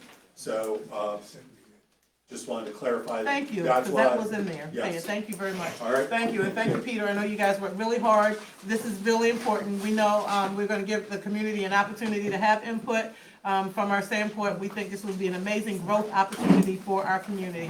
One of the big things that I often hear when I'm talking to my colleagues is that places like Princess Anne, that you see a lot of growth, Pocomoke, you see growth. One of the things that both of those, the mayors say to me, and I consider their president of the commission a mayor, is that yes, but Mayor, you have to realize that people go by us. So people go by Princess Anne, people go by Pocomoke, they're going somewhere, they're going through those places. So it's easy for stuff to, kind of pop up there, because people are gonna come through there, and they're gonna see it. Chrisfield has to be a destination. And so that's what this is all about, making Chrisfield a destination. You have to know that you're coming here. And so it's our job to bring people here and to have a reason for them to come. So I'm really excited about this potential opportunity to bring people here. And Tourist Maritime is the way to do it. Tourism is what we see as our future. So thank you very much, guys, for where we are with that. And And I just hopefully have we can one see it more through. point, because Peter mentioned the initial application was in October, Right. but we didn't hear it till March. Mhm. That's because that was just like the pay the money. They have to go through those 6 factors, get all this development, so we didn't actually get the supplemental application with all of their research, the staff's research until February. So Okay. we were on the next planning commission meeting in March, met 2 weeks later, got the formal approval, and now bring it to you at the very next meeting of mayor and council. So Thank there you. was no lag. no lag. Okay, It's thank a you. very intensive process to do a rezoning, because Maryland law doesn't want it to be easy, or else everyone would come in and say, Right. oh, I want my property to be this, because I Right, can we do something understand. more. So it's very intensive, but that's the big stress from this. Well, we thank you Thank guys you. for going through all of that work. Thank you very much. Yes. Okay, guys, okay, now we're getting to the meat of some things. I'm really excited to hear, I hear on a pretty regular basis, but we'll get an opportunity for the rest of the council to hear, and the public to hear more about some of the things that are happening in our community and within the city itself. So these are our department head reports, which are done quarterly. And so it could be a little lengthy depending on what it is, but we're gonna go through them, as best as possible. I see our map finally came down. Our technology finally caught up with tonight, so. It's okay, so that was our map first, and now we have our budget, and so Joyce, where we are from a, financial standpoint. So Joyce is our clerk treasurer, and she's gonna give us a updated report. So Okay. Casey's passing out for me the 9-month profit and loss Where we are. report, and for the sake of time, I'm just gonna hit some high points Right. like I typically do. I'm gonna start off on page 4 with our total income for the first 9 months of $6,263,318. Bottom line, guys, this is for Bottom council, line. because you go pretty quickly, and that's fine. As But I nine- wanna make sure that they can get to where we are. So we're on Page page four. 4, Mhm. and yes, and we're talking about the I say 9 months, but you said it's 8 months, right? 9, it's 9 It is for the 9 this. months, I the did 9 the month, report for where we 9. are, right, the 9-month projection. Yeah. At the very bottom is the $6 million. Go ahead. You and I start our budget work, you and I start our Mhm. budget work on an 8-month estimate. Yeah, that's why but that was this in my is a head. 9-month This is a report for 9-month the report. council. Okay, go ahead. So at 9 months, our budget was projected to be at $4.4 million, so we're $1,769,000 ahead of that. But we all know that, there are some factors in there that I bring out every time. And that comes from our annual tax billing of $546,000 that we are ahead of schedule because we do it in July and it has to last all month long. Same with our front footage billing, that's an annual fee. Our rents were a little bit, ahead of schedule this year because we were fortunate enough to be able to rent some of our space on, Main Street. Main Street. Mhm. And permits, we had new permit funds that came in from the work of Peter Allen's office. And of course, the grant category, that our reimbursements come in at $1.2 million. So the 1.7, Right. that's what it makes it up from, the reimbursements. And when I talk about the grants, there's an expense side to it. Yeah, absolutely. So This is it just the isn't- revenue side. Yep, right? it is, but I wanna be clear that the 1.7, what it's made up of, and as the 12 months progresses, that will take care of that. The expense side is the one that we're always interested in. I'll just touch on, some of the categories. Tell me what page you're going to, Page Joyce. 5. Okay, so you're continuing. For Councilman Langford and me, can you give us the number, cause ours is portrait and yours is landscape, so we're on different pages. So 20, so 22, cause my page is different. Oh, you're looking for the comment. So, and Yeah. I'm glad you brought that up, Tiffany. So on the right-hand side, you'll Mhm. see boxes with numbers. Mhm. From page 1 all the way through, there Right. are codes for that. And on the back of the report, there is the explanation that Right. goes with that code. So there's a detail for nearly every line item that tells you what's in there, what caused it to either be above or below. Mm-hmm. One of the areas is, I'll just touch on legal fees on page 5, which is 508. That's over budget because we had a payment made to a bond council for a wastewater MDE loan, and that pushed us over our regular. Page 6, police department, coming in under budget. Where is he? Where is he? We don't want him, yeah. Don't tell us that. I just wanna bring that up No, because thank you, that is, Chief. that's a Absolutely. good effort. No, thank That's a you. good Absolutely. effort. Yes, that's a big Yeah. deal. Fire Yes. department is working right on target. They're right where they should be. Mm-hmm, that's the next one. Page 7, protective inspections, that's where you see where our revenue was up.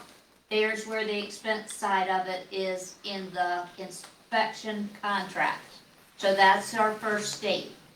So when we saw money coming in above Right, what that's we some of that money, anticipated, right, that's this just some is of that. because we had those costs associated with all the HVAC, all the building inspections, et cetera. Street maintenance, that, account is over budget, but we had 2 expenditures in there that were one time. We had a $16,000 repair for the Kubota, I believe it was, is that correct, Brian? Yes. And We also, the iWorks program was separated, the cost of the purchase of the software was separated between inspection, water, sewer, and, Public Works Department, so there was an $8,000 mark in there. So there's 16 of that, and then there were some, other mowing charges that we had to contract out last year.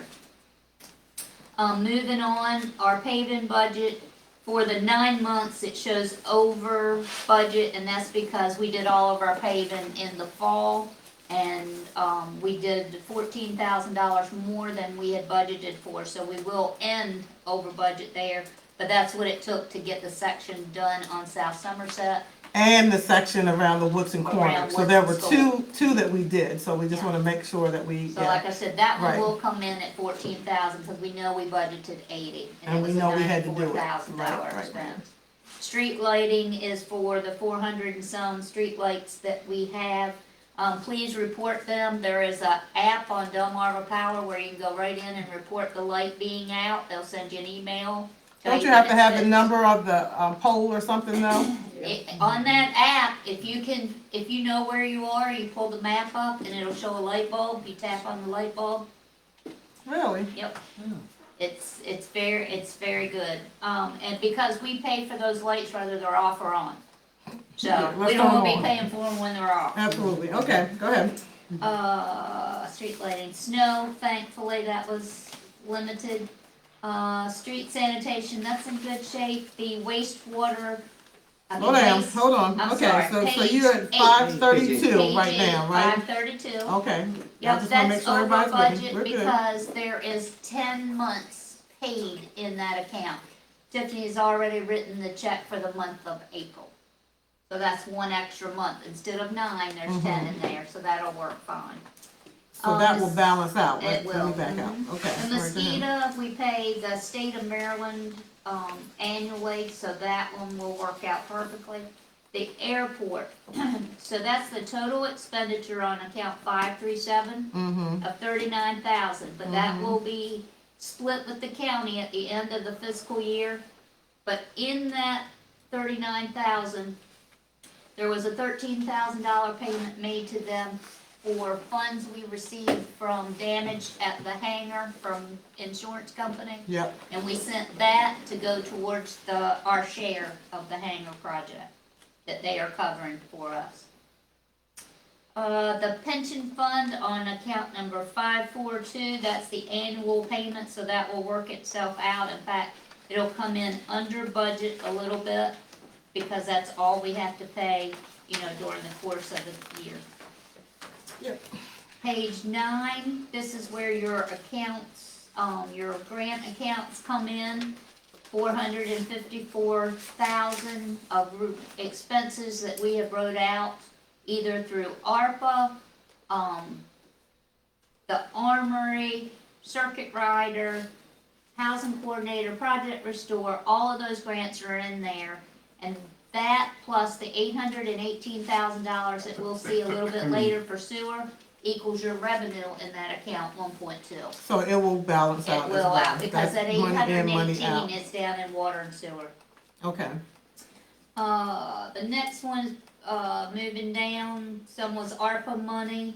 where are you, I Joyce? am on 54605. That At was ARPA. 4744, or all of it is Yep, ARPA? that was ARPA money, and then it runs right into Bay Restoration, which There we we go, pay okay. out, and we owe a quarter.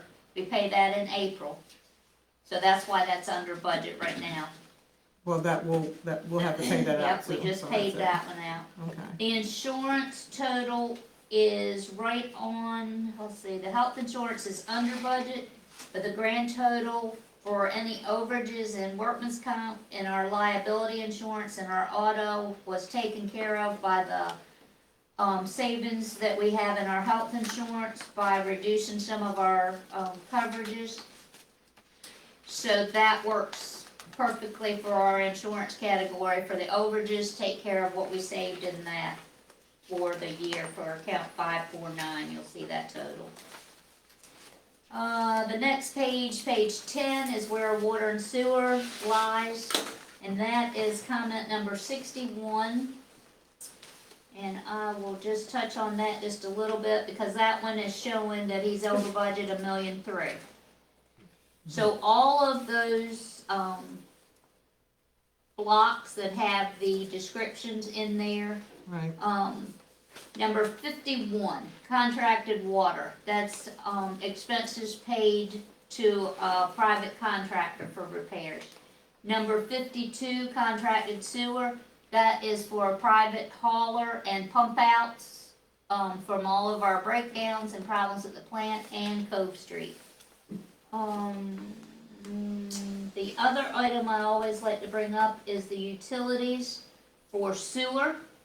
That is over budget due to the breakdown and the time down on the wind turbine, and the electricity bills, have not been consistent, and we are, But what we looked at is that really is the overage that we have in that category across the board. that's real, that's it. what we paid out. But that's, yeah, Yep, but that's what we that's the paid. overage. Yeah, we Right. paid over, more than we anticipated, for that.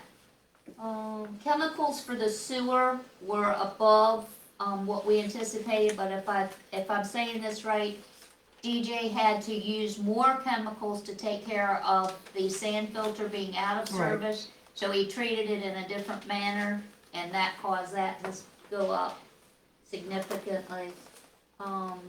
The other items like the water and wastewater facility plan, that comes out of grant money. The 36 sewer line replacement is ARPA money. Equipment was, a sampler was purchased that completely went out in his operations. And sanitary sewer rehab is grant, rubber setting code, there's the 818 that comes back, that was back in revenue. Okay, so I just wanna, I need to clarify this one, because when you and I looked at it, it wasn't presented this way, it was a little bit different. Well, So I need- so when you take those grants out of there Yes, and that takes you down to $1,013,000, where our 9-month budget is at $931,000. So he's only over budget, not only, but he is only over budget with the adjustments of 82,000. right, which we contribute most of that to the wind turbine being down. Yeah, So I just wanna make sure, because when about you 10 look a at it month. this way, I don't want folks thinking he's $1 million over budget.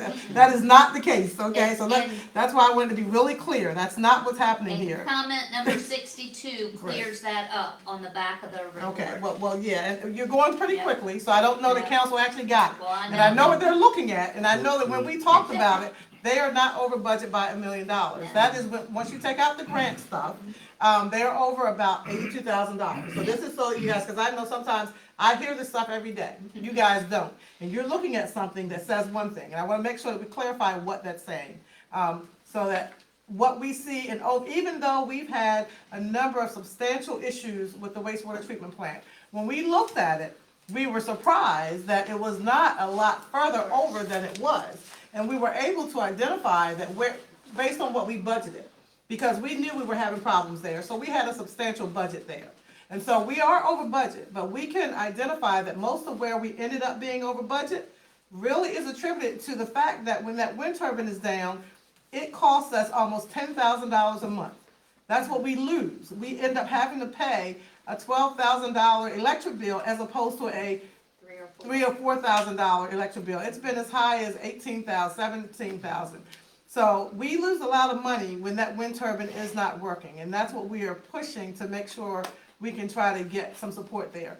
But in reality, you've heard us talk a lot about the issues we have with wastewater treatment plant, and we were surprised that we had done a better job of budgeting for those emergency things than we thought we did, because we were not as far over as we had expected to be. In all honesty, I never expected to be over $1 million. But in reality, that was not the case. The case was, when you take out the grant stuff, it's over about $82,000, and a lot of that is attributed to the fact that the wind turbine was down. So almost $10,000 a month. So I want to be really clear about that. And clearly you can see on the last line item of that department, that $818,718 is representing Cove Pump Project. So Yeah. you know that comes off of the 1.3. Do you get it? And it's in the Okay, revenue. because that's a grant item, on and so page 4. even though it says 1.3, part of that is the 800,000 right there, is what she's telling me. So I want to make sure you guys are able to see that, to understand that. So if you look at the very last line, represent/Cove Pump Station, $818,000, that is a grant. So that is not something that we count against the wastewater And treatment the plant. money for that's on page 4. Yeah, The so yes, reimbursement. so they are not over that amount, that is a grant that And actually we know gets there paid. are invoices coming for just recent problems, but That- as yeah. of what we had paid through March 31st. That's where we are. Yeah, that's at the where end of we the are. year, we may be over a little more than Right, it will be, 82,000 because because we still have we know things that are CES, happening. yeah. But we do know, we know we've had some issues. Yeah. So at the end of the year, it will be more, but Yeah. to date, it's not as bad as we thought it was. On the bottom of that same page, you'll see that the city dock, the depot is over budget, but that is for funds that we spent for engineering, GMB, that Jen's department is getting the reimbursements for of $28,000. So that money comes back into, That so I money just will wanna come make back that clear. to So us. over budget doesn't mean that Yeah. we don't have that money, it just means we don't have it today. But it's being reimbursed. But they're working So, on it, yeah, so yeah. just, I wanna make that clear, because it's not always clear, when we go through this pretty quickly, so. Some of the grants, The lag. very few of the grants we can get in advance if they feel for us, but most of them we have to pay them and then get reimbursed Reimbursable for it, only, and most of that's our what grants one are, of these yeah, are. most of our grants are reimbursable only. So what you'll see, for the council, is you'll see a lag. So it'll look like we're over, but in reality, we're just waiting for that money to come back into us to be reimbursed. Yeah. Okay, Joyce, go ahead. On page 11, we'll scoot to the ambulance squad, you'll see that that is over budget. But that is, Where are you, Joyce? There it is, I see it. account number 568. Mm-hmm, And that is due to the hours, and the increase from July to align with the county employees. We got permission to keep everybody in pace with their pay, and we are keeping our shifts covered, and they're doing a great job with that. yeah, at yeah, so Station shout out 8. definitely to the And that ambulance is squad. reimbursed from the county, dollar for dollar, so that comes back, that we just hadn't got to know what that was gonna be, that hourly rate, until it was established at the county level. Right, so we'll park there for a quick second, so I just do want everybody to know, definitely thanks to the, ambulance squad, they're doing a fantastic job. And then, thank you to the county, who is actually the ones who are, paying for our ambulance squad. So, and they're making sure that they are getting an adequate pay that's in line with other places. So, we just wanted to make sure that folks understood how that works. So that's not coming out, they are city employees, so we are paying them, and we are being reimbursed by the county. So we just wanna make sure you guys understand how that works. Okay, so that's how that works. All right, go ahead. Yeah, the next category is interest on loans. All depends on what time of the year that they come in, but they are all set in stone of what we will pay. And the same with the debt payments, it's under budget right now, but April 1st, we had a large payment made for street improvement bond, so that'll clean that one up. The wind energy, 54704 is over budget. That's due to the fact that we did the annual contract, for the new The new wind company. maintenance company, right. And then we had $7,700 worth of repairs, parts, things that were not covered on the contract to go in there. So hopefully, we'll get that ironed out. She's been, knock on wood somewhere. She's been DJ. running. Right. No, I saw We it needed today. to push faster. It stopped. Today. It stopped because of no wind. Okay. And Did then you get as an soon as alert? this, no, I didn't get an alert, but it stopped for no wind. Once the wind started picking up, she started rotating again. All right. So she started on her own. Yes. Okay. All right, I'm keeping an eye out. You can hear it. Yes. Okay, all It's right, quiet good. outside. All right, good. Okay, Joyce, what else So you the got? total expense, Mhm. for the 9 months is $6,340,000 compared to a 9-month, $4,493,000, puts you over budget $1,008,000. Same page, 11. same page 11, Okay, right towards total expense towards the bottom. there we go, okay. Yep, so we all know what that difference is, that's your money in and out. Right. your revenue for 9 months was $1.7 million. Your, expense was $1.8 million, puts you in the hole 76,000, but 28,000 of that is due in from the city dock, funds that we are working on. And then you also have, your tax budget will build Right. as the 3 months come through, so. That'll be a All wash. in all, Yeah. yep, but every one of those blocks that has a number, there's a comment in the back that relates to that. Okay, council, questions. I'll jump up to Councilman Langford. Questions? No question. Councilman Patel? Page 4, Joyce, Uh-huh, on page 61, uh-huh. 4,500, what is that? That was payment, comment number 15, we were reimbursed for a contract that was null and voided. It was And, not completed. And the 36,103, is that an error? Should be 95, I think. Where are you? What page are you Page on? 4, Page 4, Which one? right under the 4,500, the filing fees, shouldn't that be like 95? it depends on when it was done. Oh, when it was. This is only through March 31st. Okay, any other questions? Nope, that's it. Okay, thank you. Councilwoman Johnson? Vice Counsel? No question, but after 6 years, it's good to know that at this benchmark, we are not over budget over in the utilities of the sewer, which I've heard a number of 400,000, so 84 is a You good ain't number. over. We're close though. Well, I mean, but we were over. Well, we borrowed money to fix the We were over sand 1 year. filter, so we 400 would be that something number over. Oh, really? If Okay. we had paid outright for the sand filter, you'd be right where Right Councilman now we Banks. got I a got loan, so Always watching that one. I mean, Joyce, I asked you, remember I asked you the other day, that you would work on that? Yeah, I've got 2 years of it on my desk. Okay. All right. Yeah. Okay, Councilman. Yeah, just the last comment, so for, economic and marketing, it's, 54601. What page are you on? Page 9. We allocated the 15,000.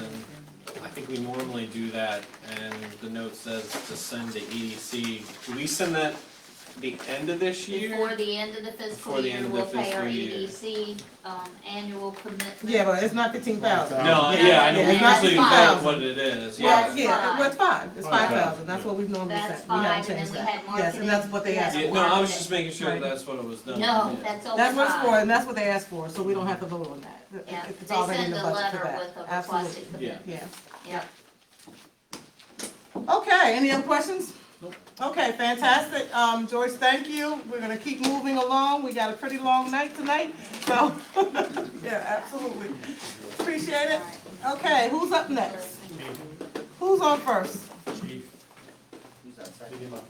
Who's on second? Thank you, Thank you, Scott. guys. Thank you very much, absolutely. Okay, Chief? I'm under budget, that's my report. Yeah, okay. Thank you, Chief. All right, fantastic. Chief, tell us what's going on the, police department. This is a quarterly report from January through March. I'm gonna try to zip through this real quick. We're fine. These are Part 1 crimes, which are index crimes, as I stated before. These are crimes that are required to be reported to the feds. So in 2026, that's what's going on, January through March.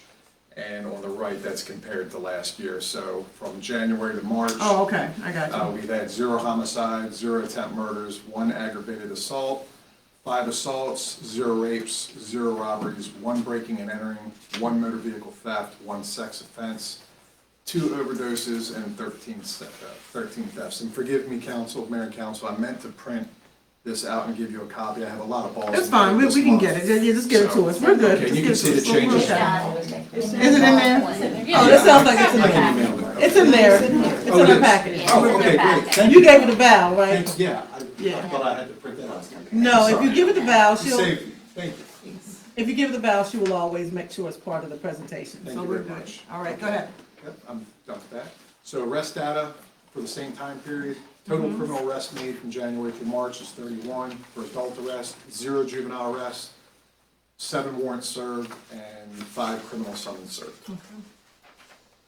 Traffic enforcement data, 194 total traffic stops, 281 violations recorded, 59 were citations, 219 were warnings, 3 were equipment repair orders. And on the right, as I always report, those are the jailable traffic offenses. These are traffic offenses where the person being cited can get jail time. We had 11 driving without a license, no DUIs, 17 driving unsuspended, none for driving uninsured, and no hit and runs.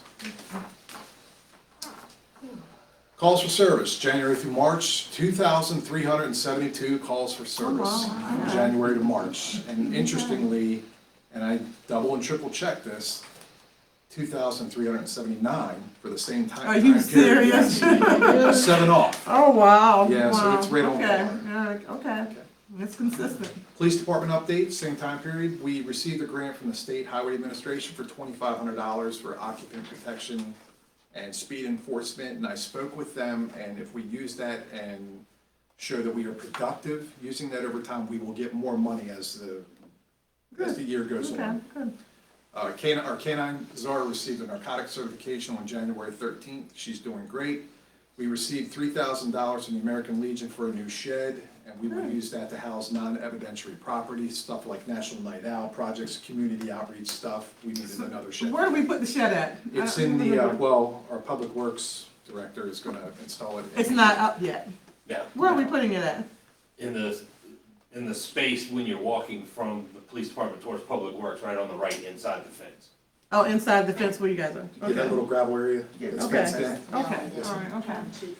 Steve Willing became our police chaplain. Oh, good. On March 24th. I met him, and we like him, and he's gonna provide the spiritual healing that we need, our officers need. We submitted a grant to the GOCCP for police recruit and retention for $14,900. I'm confident we're gonna get that, as I explained, that offers bonuses and pay increments for officers on the lower end of our pay scale. Training and stuff like that? Yes, Yeah, a variety of that's things. good. Okay, thank you. Our filing system became 100% digitized. I believe I sent you and Joyce a picture of a volcano.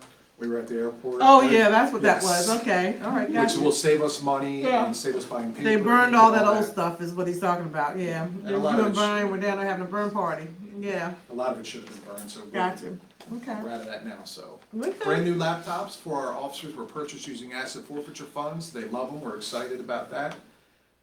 Originally, Kokomo City Police Department quoted us $1,000 for those radar units. I was able to negotiate getting them for free at no cost. So every officer will have a radar unit positioned in their car, installed, in their car.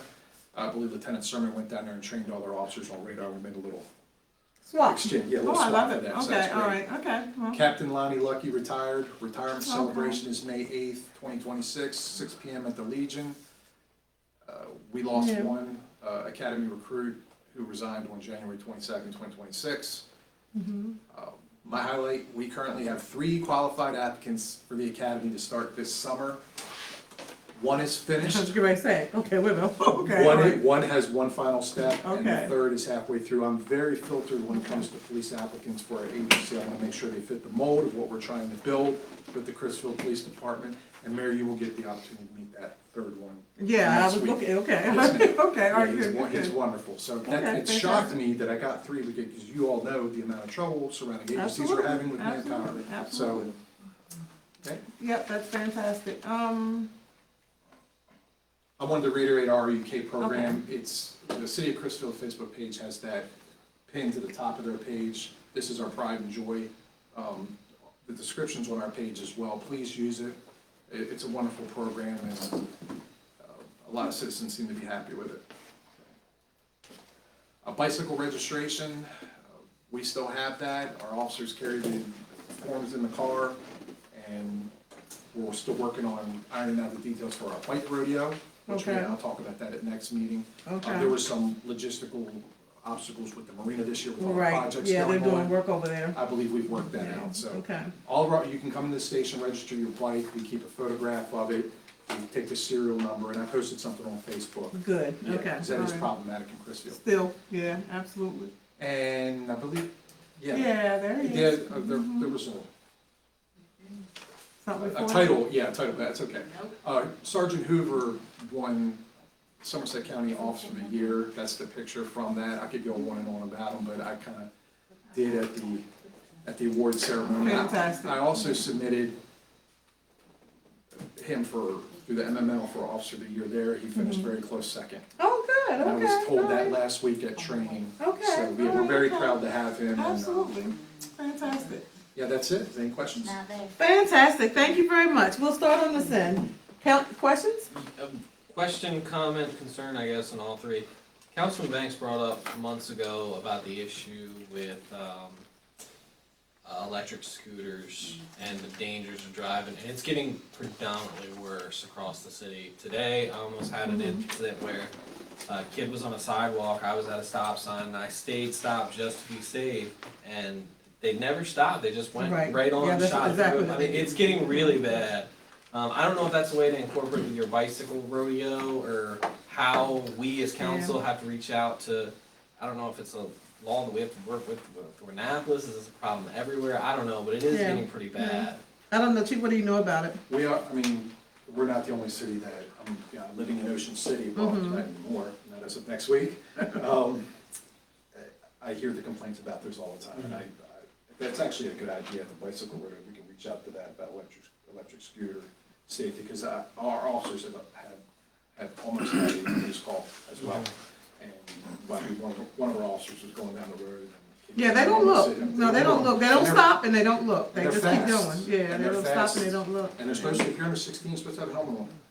It's Oh, a law. really? If you Now ride that a I bike, didn't know. Yeah, ride that a I bike didn't as know. well. Yeah, if you're on the road. But on an electric scooter, they're supposed to be wearing They're helmets? supposed to be wearing a helmet. I don't think any of them have them. I've never seen anybody in a helmet on an I electric think scooter. if it goes a certain speed, it is it, am I right? No? The scooters? If they have, If you it speak up, goes a can't hear certain you. speed, I think if it goes a certain speed, they're required to have an helmet. If you ride a bicycle and you're under the age of 16 in the state of Maryland, you are required to have a helmet on. Okay. And so it's the same for a scooter, The is what you're same for saying? scooter. It doesn't matter what speed it is, it's just Yeah. that it's a scooter? A tricycle, a Mhm. skateboard, any type of wheeled conveyance, you're supposed to have a helmet on. Wow. And yes, actually, I can actually use that rodeo as a reach out for. That's a good idea. Yeah, and look, Chief, you're doing a great job, I can't compliment you enough, but that's just one thing that today I experienced, and I was scared, and I didn't even Yeah, move, I it's an was issue. parked pretty Yeah. much, but, yeah, it's a big issue. Yeah, it is an issue. I've seen it as well. Absolutely. Thank you. Anything else? Vice Counsel? Thank you, Chief. First time in a while we've seen an under budget problem. Well, the year's not over either, but we are so grateful that we're at a good place. Absolutely. Yeah, we're ecstatic about that. Thank you. Thank you, Chief. Councilwoman Johnson? I'm gonna put him on the spot. He made a hit this weekend at, I can already tell. He was a hit this weekend at, The Elks Organization Day. an organization weekend. He Yeah. came in and, and believe it or not, several people said it to me. He came in to get a sandwich. I was already in there trying to dry off from the parade. And he came in and sat down and just ate a sandwich, and so many people just thought it was real personable that he came in and just sat there. Cause he was standing on the wall and I, motioned for him to come over. And, it seemed to impress a lot of people that you didn't just come in there. Yeah. That you just sat down, he ate his sandwich and you said bye, and, I understand he was dancing too, but I didn't see that part. Sandwich good? Dancing. That was a pork chop sandwich, and I hadn't had one of them since I was a kid. So, yeah, it was But, fantastic. we always get compliments about you, but really, I had several people said, who was that, who was he, when I said, no, that was our chief. Oh, really? Well, it's just, they were just impressed that you came in and sat down and spent time in there, Thank you. and started the parade off marching with the Well, that's what he said he would do when we hired him. Yeah. Yeah, thank you, Chief. Absolutely, That thank you. means a lot to Councilwoman. hear that, because several people, not just one or two, but several people did. I'm sorry if you all can't hear me, but several people did make mention of that. Thanks, Councilwoman. Okay, Councilman Patel. No, thank you. Keep up the good work, especially the budget part. Okay, Councilman Langford. No, thank you, Chief, for all you're doing. I'm excited that you will possibly have 3 in the next academy. That's a good sign. And, I had a hot fish sandwich and a crab cake that I was supposed to give to Councilwoman Johnson ready for you, but you didn't show up, so Somebody else ate it. I'm wet and cold. Okay, thank you, and thank you, Chief. Definitely appreciate all that you're doing. Continue. Thank you very much. Okay, all right, Jennifer. Thanks, Dave.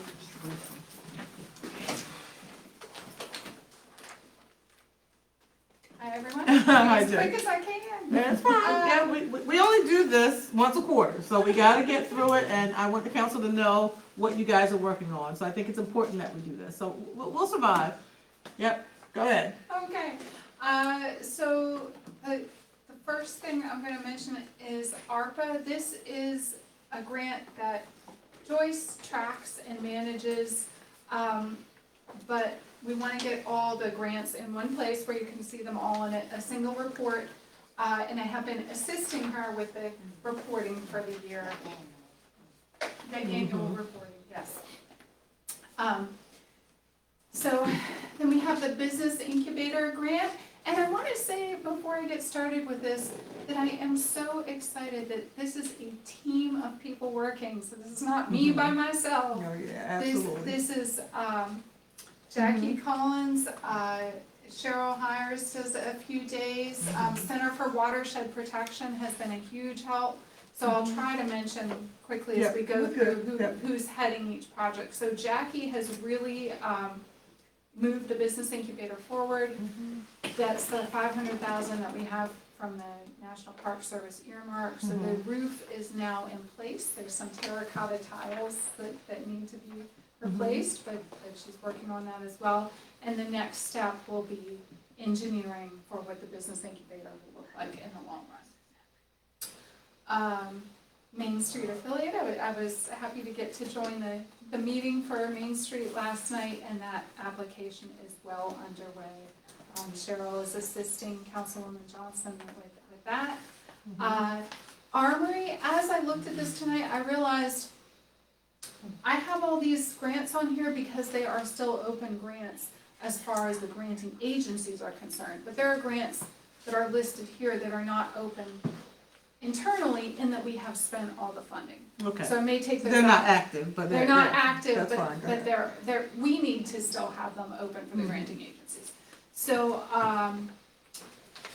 we have 3 Armory grants there that are open as far as the granting agencies are concerned, but about $500,000 of that is accounted for in a contract.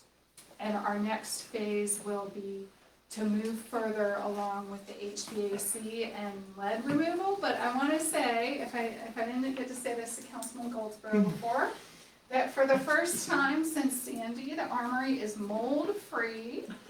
And part of the existing contract is we can't do the full air conditioning right now because of the cost, but they're doing partial HVAC to keep it mold-free.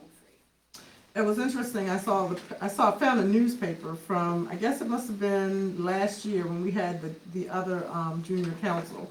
And they had said that when they did their survey, that they wanted that to be a movie theater. I thought that was interesting. Yeah, so I'm not sure where that's gonna go, but yeah. I think it has served for movies before. It served as a roller rink in its past too. Yeah, well, that's not a bad idea either. Go ahead. I am happy to say that we have been interviewing for a project coordinator, and that's the person who will handle those grants that have a lot of community interaction, including like the housing facade. So that person should be identified by next week. So we have, yes. We have those 2 projects, and on to the next slide, please. I think we just got a cheat sheet. We had a cheat sheet in there, and so we could keep I going. gotcha. Okay, so that person will also work on getting the remaining $10,000 of the business facade funding out the door. And as you know, all 3 Project Restore businesses have been opened. It Takes a Village, that's one of those grants where we have expended all the funds, so we just, keep it there until the granting agency does their closeout. The interpretive sign for 333 West Main Street is underway now, and we have funding. The granting agency approved us to do a couple more interpretive signs. So imagine we'll be reaching out to some folks, including potentially the Chrisfield Heritage Foundation and so on, to look at those signs. And our circuit rider funding is there. Cheryl is assisting with some of the other projects. The city dock is managed by Center for Watershed Protection, and they've been doing a fabulous job. It's currently under permitting. Next slide, please. So here's an entire slide of flood mitigation projects, which is wonderful. So our tide gates and stormwater pumps, which are funded through MDE and FEMA, are currently out. The engineering is done, and they are currently out for request for proposals. Army Corps is working our stormwater flood improvement plan. The phase 1 for the Southern Chrisfield Flood Mitigation Project that's funded by those 4 sources, we will bring those to next meeting to approve a engineering firm for that project. I won't talk through all those other projects that we have talked through recently unless you have specific questions. I did want to say that for the fire station, we have identified a potential grant. Match. Yes, grant match, so we will bring that to you for your consideration and approval as we get a little further along with that. And next slide, please. Okay, this is water and wastewater. Center for Watershed has been heading the lead line service inventory, and they will be bringing that next meeting for your approval to select an engineering firm for that. And all of the Jersey Island Cove and Riverset. I was glad to see Jason walking in, so I'm just going to let him talk about those. Okay. So there are your totals. And if you go on to the next slide, this is the grants that have been applied for. Wastewater treatment plant compliance of 1.9 million. These are all projects we've talked about before. We recently turned in the, Jen, I wanna make sure, the 1.9, that's, which one is that? That's the one we just applied for. that is the one that we just applied for. Okay, Yeah, well, we just applied for 3. So essentially all of those are relatively new applications. So none of them have been awarded. which one's the SRF or the S, whatever that was, SRLF? That one. That is the one, okay, all right. So, because originally we thought we applied for a smaller amount, right? No? We were always, the 1.9, is that the right one? I'm just Yeah. making sure I understand, okay.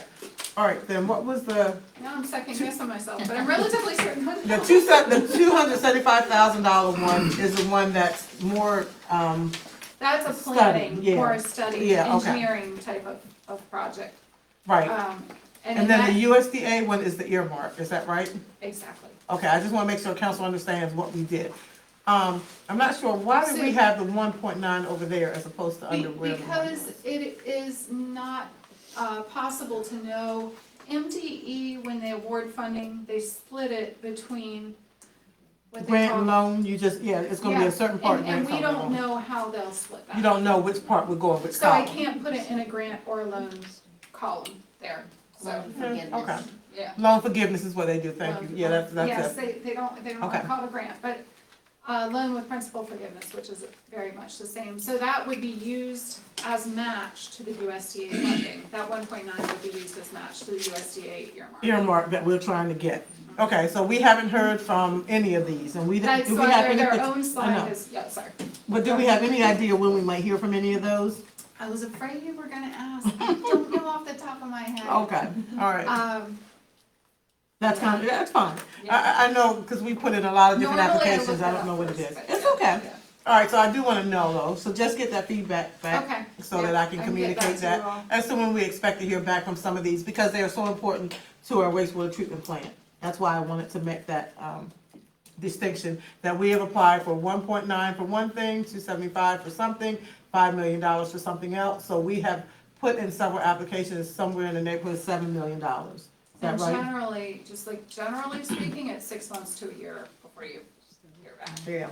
Yeah, we put in the totals between the ones that were impacting our wastewater treatment plant. So just so that everybody understands, we've applied for a lot of money, and hopefully some of it will come through to help us with some of those issues. Okay, thank you. Did anybody have any questions? We'll just quickly go through. Any questions? Councilman Langford? No questions. Okay. Thank you. Thank you very much, Jen. I know, it's a lot, and it's a lot to process, but I think we need to at least understand everything that we're working on, and that gives us a good picture. Okay, DJ, let's see what's happening in public utilities. So we'll start with sewer stuff. Okay. We've done approximately 20 sewer stops in the last 3 months. Really? Yes, again, they're non-flushable items is the issues. So Fabian, when's the last time we sent out a mailer? How long ago? I think it was 2 months, well, a mailer, I put it online. We haven't sent the mailer to houses. I know we've spent a lot in postage, but I'm thinking we're gonna have to send out mailers, to people. 20 sewer stops? 20 sewer stops. Since when? The past From 3 what? months. It's from January to Yeah. March.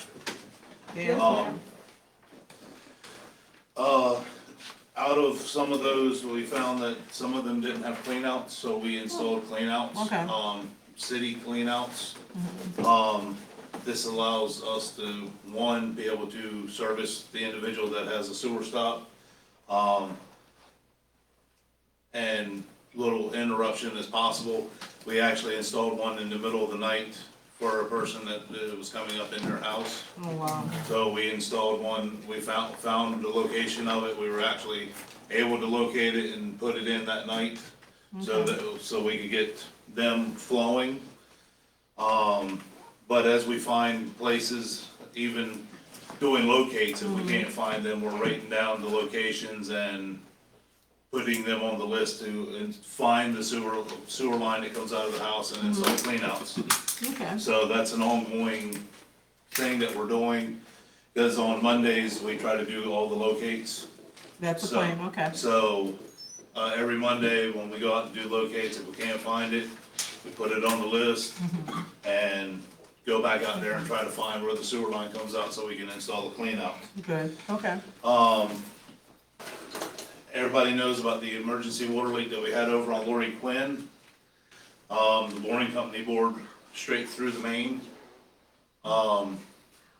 directly through it. It was dead center of it. We were able to shut down and fix it and have it back up within 2 hours. So you did it hot? Yes. You didn't have to shut the water No, off? we shut down that line. You did? So That people line, over there were without They were water? down for 2 hours, Okay. approximately 2 hours. From the Okay. time we shut it down to the time we had it back on, it was a 2-hour window. And we sent out a message, right? Code red, I Yes. assume, when that happened? Yes. Okay. Code Red was done.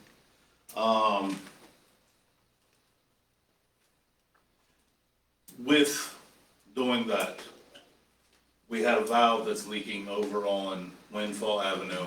There's another one leaking on Chesapeake as well, because we did a water leak repair where we ran a whole new line and we were trying to isolate that area where we were doing it, because the lateral came straight off the top of the main and angled over, so it got hit while we were excavating, and we were trying to shut it down, so we got a valve over there leaking. I'm currently waiting on parts. They should be in next week, middle of next week is what I was told. I will get with Ryan to come in and try to knock out both of them at the same time.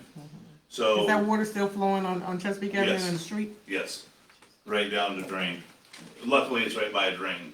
Okay. So, but that is the game plan. As soon as I get it in, get him on the schedule, because I don't want to schedule him and they end up being back ordered longer than what they already are. All right, okay, yeah, we need that done as soon as possible. The windmill, one of the big, times that it was down was the hatch came loose on the hub itself. That caused the guys to have to come here to reattach the hub, reattach that flat, that hatch.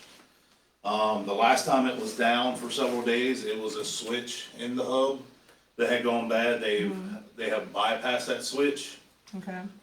They're waiting on the part to come in. They'll come, once it's in, they'll come back down, install the switch and get that. I got him, I'm trying to pin him down for a day. He's been kinda hard to get a hold of. I guess he's been out, on a job. But I'm pinning him down to get a meeting with you. That is still on the works to get done. Today, when it did shut down, it was because of no wind. But it's still, Okay, but alright. as I soon as the heard wind, you. as soon as the Okay. wind started back up, it started back on Okay. its own because I was Okay, I getting to didn't walk look over again. there and walk over there and see what was going on with it, and then it started back up on me. Alright, we're good. Employee wise, we lost an employee, but we were able to fill his position quickly. The employee is very competent, learning very quickly. He was here before, so it's more of reacclimating to Crisfield again. We actually, his first week here, we installed a fire service at a house, because he is able to dig with an excavator. Okay. So we installed the fire service and Good. And you had another one you're interviewing, right? yes, Okay, so. we and I got expect to another have one that I'm another employee. interviewing. Good. So John, our apprentice for the Maryland Rural Water Mm-hmm. Apprenticeship Program, he's doing well. He's getting caught up on his lessons. Mm-hmm.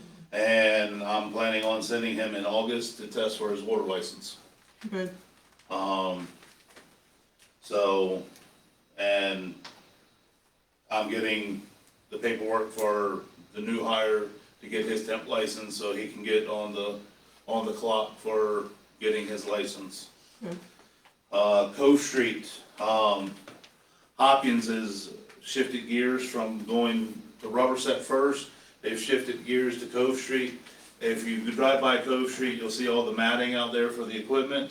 Yeah. They have equipment out there. They just brought, their trench box, their manhole box and a stone box out there.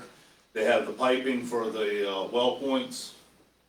I don't have an actual start date because they were talking about weather next week, So what are they gonna start doing? So this is the new Cove, lift station. yeah, pumping station, and they're going to construct it, or what are they gonna do there? They are actually going to install manholes Okay, and the new lift station itself. okay, but we don't have a time frame. No, not yet. My contact said that they should be starting to dig here soon. Okay. But next week, there's supposed to be rain and they're not. Okay, well, at least they're here instead of Yes. Rubber Set. I want Yes. them to do Cove Street first, so it just turns out that for whatever reasons, do we know why they made the change? I was happy they made it. Delmarva Power, Okay, all right, there'll be another issue later. uh-oh. Okay, but I hope it doesn't slow them down. Go ahead. So that's the bonus with Cove Street. Okay, What we do on a daily basis is we have state rounds that we have to do around the plant and the wells and the lift stations. The plant gets checked twice a day, per the state, but we check it 4 times a day, okay. just to stay up on top of it, because things can change quickly. The wells and the lift stations, they're checked once a day, but if we have time, we'll swing by, or if we're close to one of them, while we're out, we'll go check them just to make sure that they're running correctly. Like I said, Mondays, we're doing locates. Got it. Wednesdays is our, non-test day, so we don't have as much going on. So Wednesdays is when we're gonna try to do like water leak repairs, and if we don't have any, manual meter reads, stuff of that Okay. nature. Okay, Friday is like pulling grass pumps, I got you. doing the. The routine maintenance. The preventative maintenance to Yeah, keep that's things fine. going on a Friday afternoon or after the rounds, try to get that accomplished. That works. So we stay up on top of our maintenance, so we don't end up with a lot of stuff like we have been in the past with maintenance being an issue. Okay, fantastic. You got a little more help and help on Yes. the way, so I think that's a really good thing. Send me some numbers. I still haven't Yes. gotten them yet. Yes. So, I'm yeah, working send on those it. to me, but other than that, yep, thank you, DJ. You're Questions, welcome. hold up. Go ahead. It's not really a question, well, yeah, it is. So summer's coming. One thing that I know council always brings up is flushing hydrants. Is there a schedule been put out on flushing hydrants? I have the paperwork from when Harold used to do it. Okay. So I have which ones. I plan on trying to accomplish that on Thursdays, Okay. coming up. But it'll be kinda slow to begin with, cause again, I gotta check, and I'll find out what fire hydrants work and which ones don't on that list as well. I know there's some, that aren't on the list that I know are problem areas, that I've added to the list.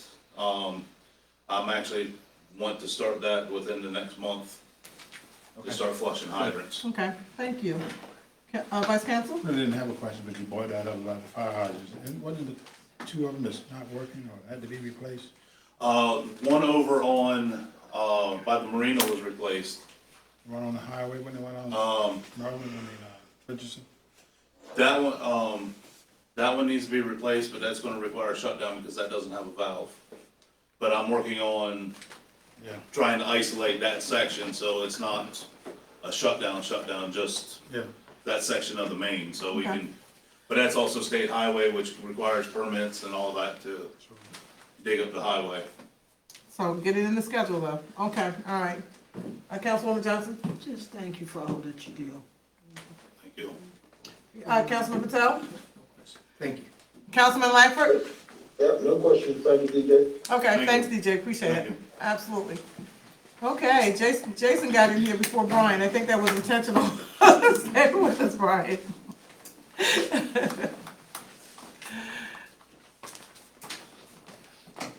All right, Mr. Lord. Good evening, I'll make this short and sweet. Okay, all right, so that's what's happening. So the sanitary sewer replacement project, the one that's using the remaining portions of the ARPA funds, is complete. I just need to go over there, walk the site, and do a final inspection. Down 4th Street and. Metonkin Bay area? Yes, ma'am. Okay, all right. Yes. Wastewater improvement projects, as DJ said, Cove and Rubber Set's ongoing. They have transitioned to Cove Street for some Wonderful. reasons with them overpowered that we'll deal with later. But they have to do as he said, the dewatering, because they're going to be doing deep excavations. So those are the well points he was mentioning. And they should be starting, like I said, hopefully within the next week or so, but weather depending upon the dewatering as well. Okay. Wind turbine, operational. They have recently provided me with a link to be able to observe what is going on with the turbine. So when it stops, I think I can look at it and see why it stops. I haven't logged on yet to look at it, but as soon as I do and I understand it, I'll share it with DJ and Joyce so they can log in as well. It's just a view, so you can just see, you can't control anything, you just see it. They are still working on the internal software to be able to provide the city more information. I want them to see it, and I Well, they want them do to see turn it, it they right do. back on, because They- it stays off for an extended period of time Well, sometimes. sometimes they can turn it back on, sometimes they gotta contact DJ to throw the switch, and they do have a magic black box that's on there now that can monitor instantaneously more, because what would happen if there's an issue in the grid, say a phase drop, voltage drop, it'll shut it off, the main breaker will click. But it happens instantaneously, so unless you're watching it, you can't see it. So they have this thing now that's logging that information so that we can hopefully look at it, and by the time we talk to him, I'm hoping he has some information he can give us on why that's happening. There you go. That's the piece I'm looking Yeah, for. because why he- does it he keep He's not stopping? saying he knows, but he swears it's something to do, because there for a while, every Friday, this sucker would kick off. Every Friday. Yeah, I know. So I don't know what was. So he's gonna try to figure out why it keeps Yeah, try to happening. make some That's the recommendations. issue, okay. All right, fantastic. Jersey Iron Pump Station, design documents have been submitted both to MDE and critical area. We have received comments back this month. In my opinion, none of them are design related, they're all red tape, bureaucracy stuff, that we're dealing with. So hopefully we'll be able to get that addressed this month, early next, and get all the proper permits for that and get this thing out to bid. Okay, that's the last one. That's the last pump station, yes, The one item I forgot to put up in there, is the filter at the wastewater plant, now that the funding has been Oh, yeah, the finalized, sand my filter, understanding. absolutely. Yes, Mhm. so, I just need to get a couple POs from, Joyce and Tiffany. We got the contractor on board, we got the price for the, sand, so we're gonna get some POs. Once we know when the sand will be delivered, we can back traffic out of that with the contractor to get them down there and we'll clean it up. ASAP? It all depends on when the sand shows up. ASAP. Yep. Every day hurts me. So, Yes, ma'am. yeah, every day hurts me that, and so what he's referring to is the, sand filters that we approved, to be fixed or replaced. Yeah, so, yeah, let's get it done. Thank you. Questions, Councilman Langford? Nope, no question, thank you. Councilman Patel? Councilwoman Johnson? Thank you. Vice Council? Councilman Goldsboro? But, thank you very much, okay. See, there's some advantages to being last. That means they're tired, they're not gonna ask you a whole bunch of questions, you know, I'm telling you that, there's some advantages to being last. Peter, that's for you, okay?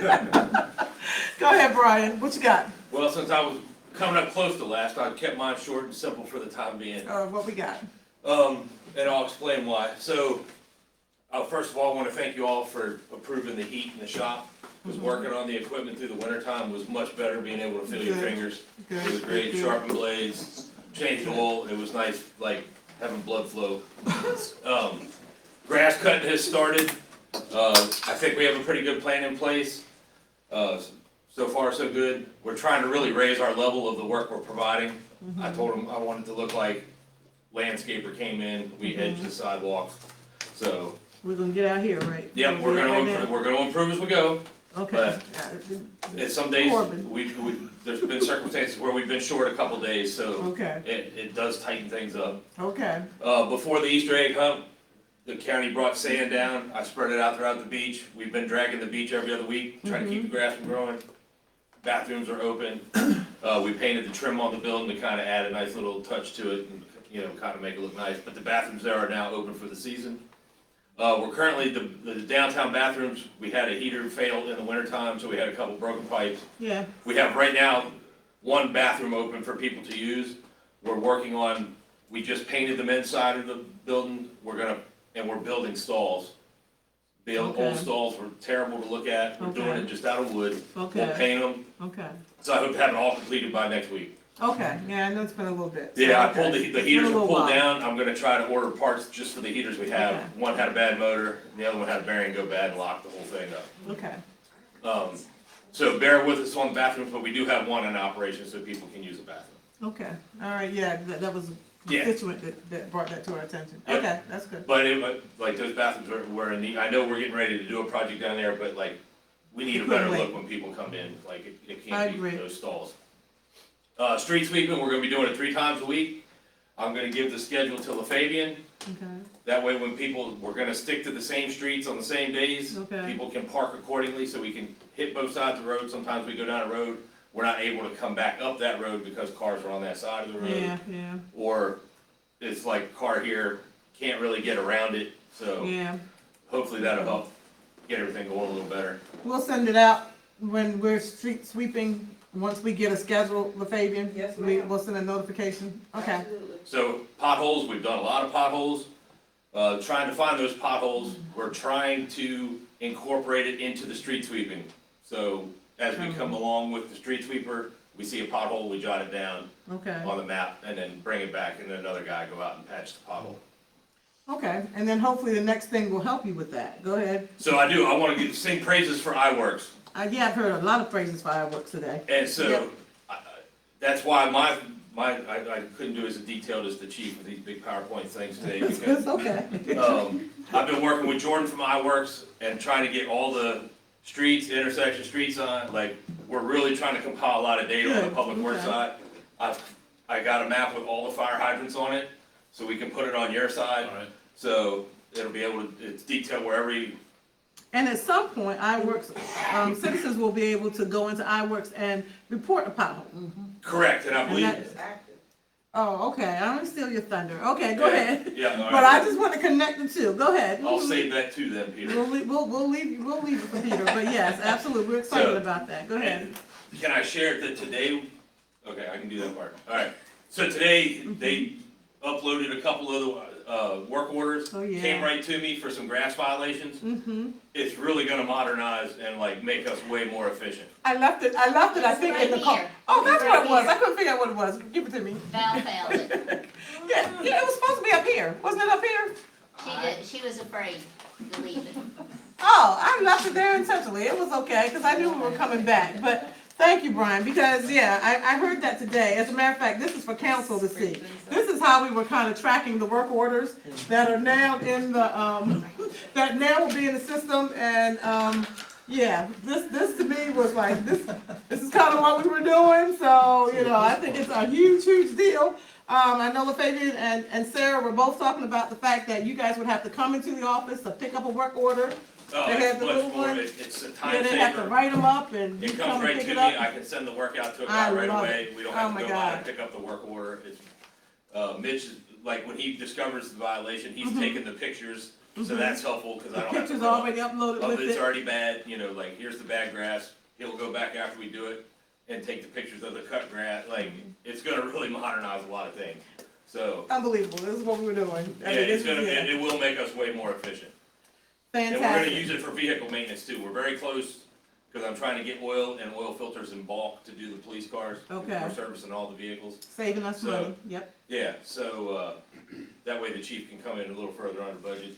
And then, We help each other. unless Public Works can charge the police department for service, then maybe we get that number equal out a little bit. So, We're great, Brian. Thank you. Yeah, I think I'm looking forward to having all of that stuff into the system. I mean, that's oh, huge it's been, for us. it's gonna be a The great fact that we tool. haven't had software to do those things, you know, has been a big drag on the city.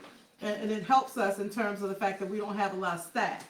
So we gotta have automated systems and processes to be able to get the work done. The So, volume yeah. of paper, the printing ink, like, it's Yeah. gonna cut down on a lot of that stuff.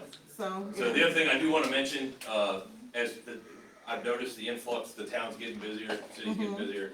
The trash is starting to pick up. yes. As much as I encourage people to make sure it goes in the can, please don't bring your house trash and stuff it into the cans, because they become full instantly. Is that what they're doing? Well, we've had a couple instances at the beach, Mm. a couple times at the depot, like, we're doing the cans twice a day now, checking them twice a day. Okay, yeah, but we're So, not. but on the ask- weekend, Yeah. we only really do it once a day, so Okay. we're trying to do that late morning, so. And Okay, then back to the ditches, Alfred is getting ready to fire up on that. I did kind of a low tide, we've had some really good low tides where the wind was keeping the tide out. Mhm. So I went around and kind of checked in places that I hadn't really been before, and after the call we had had with, Army Corps engineers, I went and mhm. checked the one problem area. good. I found a tie gate that I didn't know was in existence. Oh, It's at okay. Gerald's Ditch, it's not on the marina side, it's at the Charlotte Street side. It was, I guess, a late addition, maybe Alfred added it, or somebody had added it at some point in time. Okay, It had a shopping cart and two bicycles jammed up against it, so it could not open to drain the water from the box that was talked about on Charlotte. mm-hmm, The good news is because it's deteriorated around the side, the water did get out eventually, but we've removed the shopping carts and the bicycles. unbelievable. And so it's not gonna prevent water from coming in, but it will get it back out quicker like we're doing with storm drains, so. Yeah, and at the end of the day, you know, we know there's gonna be issues, we get to check those things before, you know, we have issues with the tides or. Yeah, or so whatever, doing the so- low tide check, I was able to discover a lot of things. Okay. Cause I've been working on a map work, that'll be a little later down the road for iWorks, Mhm. but I actually have a whole ditch plan for iWorks, Wonderful. so Okay. it's coming, Excited. yes. Love to see the But automation. please, as people do put work, and I'm not gonna steal Pete's thunder, but as you do put in as a community, understand that there's a lot of work that goes throughout the day. Absolutely, so And it's not gonna ditches, be addressed We immediately. have to see if it's a non-title ditch, title ditch, like, we can't just go cleaning, you know, digging in them Somebody until we ditch, get permissions. right. So, just be patient, please. And I will make sure I do a good job of updating that, because I believe, can the citizens see the update, like, when you put in something? So I'll do it, I'll try to keep it, be transparent and keep it updated. Fantastic. So, Thank you, Brian. You bet. All right, Councilman? No. Councilwoman? Councilman? Thank you for keeping chief under budget. No, yeah. Yeah. I also have a pry bar on the car so we can get his head through the door. Councilman Langford, any questions? No. All right, Brian, thank you so much. Absolutely All right, appreciate thank it. you. Yep, keep going. And we can get rid of this sometime soon, jeez. Okay, Peter, okay, we're getting there. Okay. All right, let's see. Just looked at that. Yeah, you're back.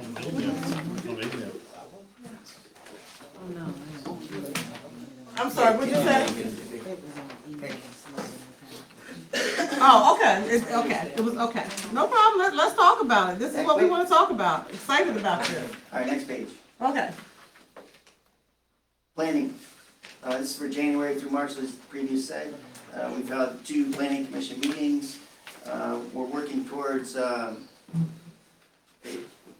apply for a grant for the comprehensive plan as well as put an RFP together because the planning commission alone can't do all this work by themselves. So that's what I'm working on in the planning area. Okay. Next slide. For zoning area, Board of Zoning Appeals, we did not have any applications, so no meetings were held for Board of Zoning Appeals from January to March.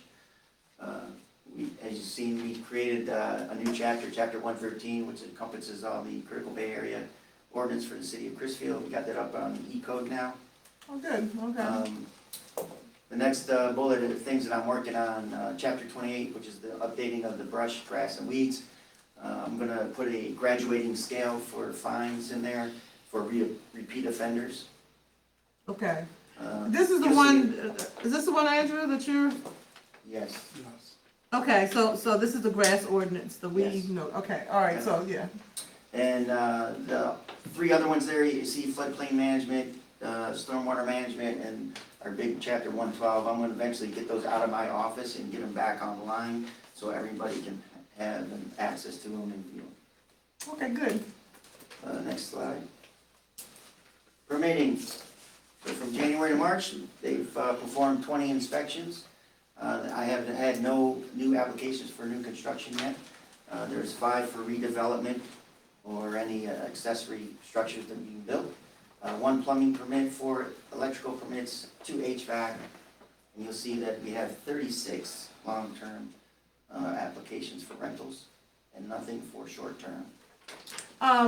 So the other inspections, they weren't rental inspections, you're talking about building inspections? Is that what the 20, what was Those the inspections 20? encompass all the inspections for that 3-month period.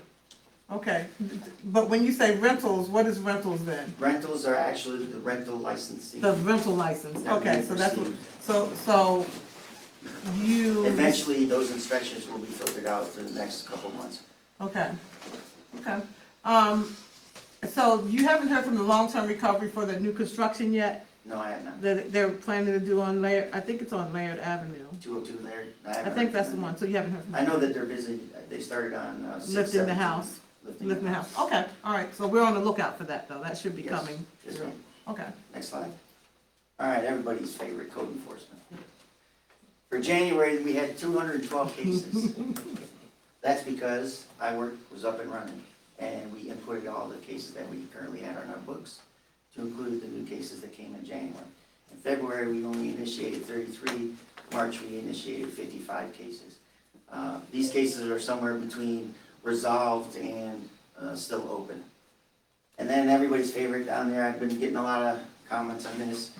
So, the city had, went to court, and we got the district court, they ordered the property owner to abate the infractions for 257 North Summer Street, which we commonly known as the bank and the vape signs that were put up without permits.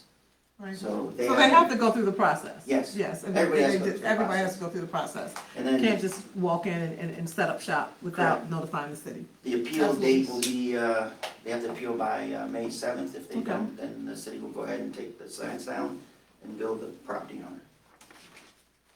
Okay. All right, next slide. All right, my favorite slide. So right now, we have the three portals that are up, are the rental portal, the permit portal, and we just put up, with the Fabian's help, we put up the customer engagement portal.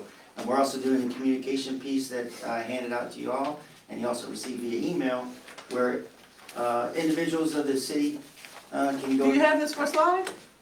No, I do not. Oh, I have okay, it. so everybody can't see it. No, I wanted it on as a slide, so that everyone could see it. So on our homepage, the City of Chrisville homepage, on the right-hand side, there's 3 orange blocks there. One's for customer engagement, one's for permits, and one's for rental licensing. The customer engagement is where anybody in the city can go in there, submit an issue that they see with the city, ask questions or anything that they need to. That way it'll get to the right individual sooner, quicker, and we can turn around the information a lot quicker. We can turn it into a work request, work request to DJ or Brian to action, and then report back in the portal. And everybody can see the request. It's open transparency, see what the status is and what's going on. That way we're communicating appropriately with the citizens. I'm also going to be developing frequently asked questions for each of the modules that we put out there. That way people can get in there, review what's going on, ask questions, see if they have questions that might be listed in the facts. So. Okay, so basically, citizens can go out there, like we said, they see a pothole, they can say it. If they have a permit, they can go online and ask about it and put it in and all of that. Yep. What else can they They do? can search for permits, they just punch in the year. Okay. And it'll pull up all the permits under that year, they can see where they're at. There's also a map feature in there that populates the map, so throughout the city where they're at. And also the customer engagement, they can also go in there and see other customers, citizen engagement that submitted questions or submitted issues that they see throughout the city. So if they, like their neighbor's grass is coming through their, through the window or whatever, they can get on there and say, you need to go cut the grass next door? Okay. But I'm sure Mitch will have it done before then. I'm sure too. Absolutely. Okay. That's on Facebook already. What is? What you asked me. Okay, so the Be Heard, Make an Impact, Your City, Your Voice, Our Future. Yes, ma'am. Use our citizens engagement portal. Okay, so this is iWorks, and so they can go out there and report a concern, make a suggestion, ask a question, and just stay informed. They can see the other stuff we talked about. So those are the categories that they'll see when they open it up. Is that right? They'll have to do a search, and then all that stuff will come up. So this is just top requests. Yes. Okay, so when they go in there, how will they know what to search on? I'm not sure I understand. They can search by anything. Even just leave the field blank. Well, if hit I want to search, report a and bring it pothole, up. what do I do? Citizen engagement. There's another link in there to submit. On the Okay. webpage, there's a Okay. submit button. And you just fill out your information. Okay, and what you- all right. I mean, I just want to make sure Yeah, that there's it's somebody user friendly. submitted one. It's user friendly. Yes, So someone had already submitted something for a ditch Yep. already. Yeah, they did. So I'll come by, Peter, and you can show me. Yes. Okay. And also put a shout out to LaFabian, she's been helping me out a lot, especially with the communication piece. and Fantastic. Developing stuff and the website as well. I was trying to pull it up, I'm sorry. That's okay. Please vote. Thank you. Okay. All right. Thank you very much, Peter. Questions? We'll go around. Councilman Langford. No questions, that's a great program, and it's gonna be very helpful. Yep, we're coming into, as Mitch says, the 20th century. We ain't got 21st yet, but we'll get there. Okay, Councilman Patel. Yeah, good site for the permitting and rental thing. There are some numbers when you search, some numbers are missing. It jumps from like 2 to 5, or and it skips the numbers on the permit numbers. Is that a reason, or they might be the paper permits? No, the permits are numbered as they input it into the system, so they're automatically assigned. So the first 4 characters are the year, and then it's just a sequential number after that. But it's missing some, when you search, it jumps from like 2 to 5 and stuff like that. So there are like 3 and 4 is missing. Can you go into him and show him? I mean, I don't think you can do that here. But if you can go in and show him what you're looking at. Yeah, anytime you see, this is a brand new tool for us. If you see something that, we need to address, just reach out. Yeah, just reach out to him and let him know what you're seeing, and we can get that straightened out. Anything else? And who updates the minutes for the Board of Appeal and Planning and Zoning? Because it has been probably over the years since those minutes has been updated on the website. It's either a combination between myself, Andrew, and staff. So you might. Staff uploads them, So you might have to check on that too. Okay, yeah, we'll go out there and see, yep, fine, thank you. Councilman Langford? Oh, we went that way, Councilwoman Johnson, okay. No, thank you, this is a good idea, sorry about that, I was trying to pull it up and That's see what I fine. could do. I didn't know what it was, I heard myself, and I'm like, oh, I don't really hear myself right now.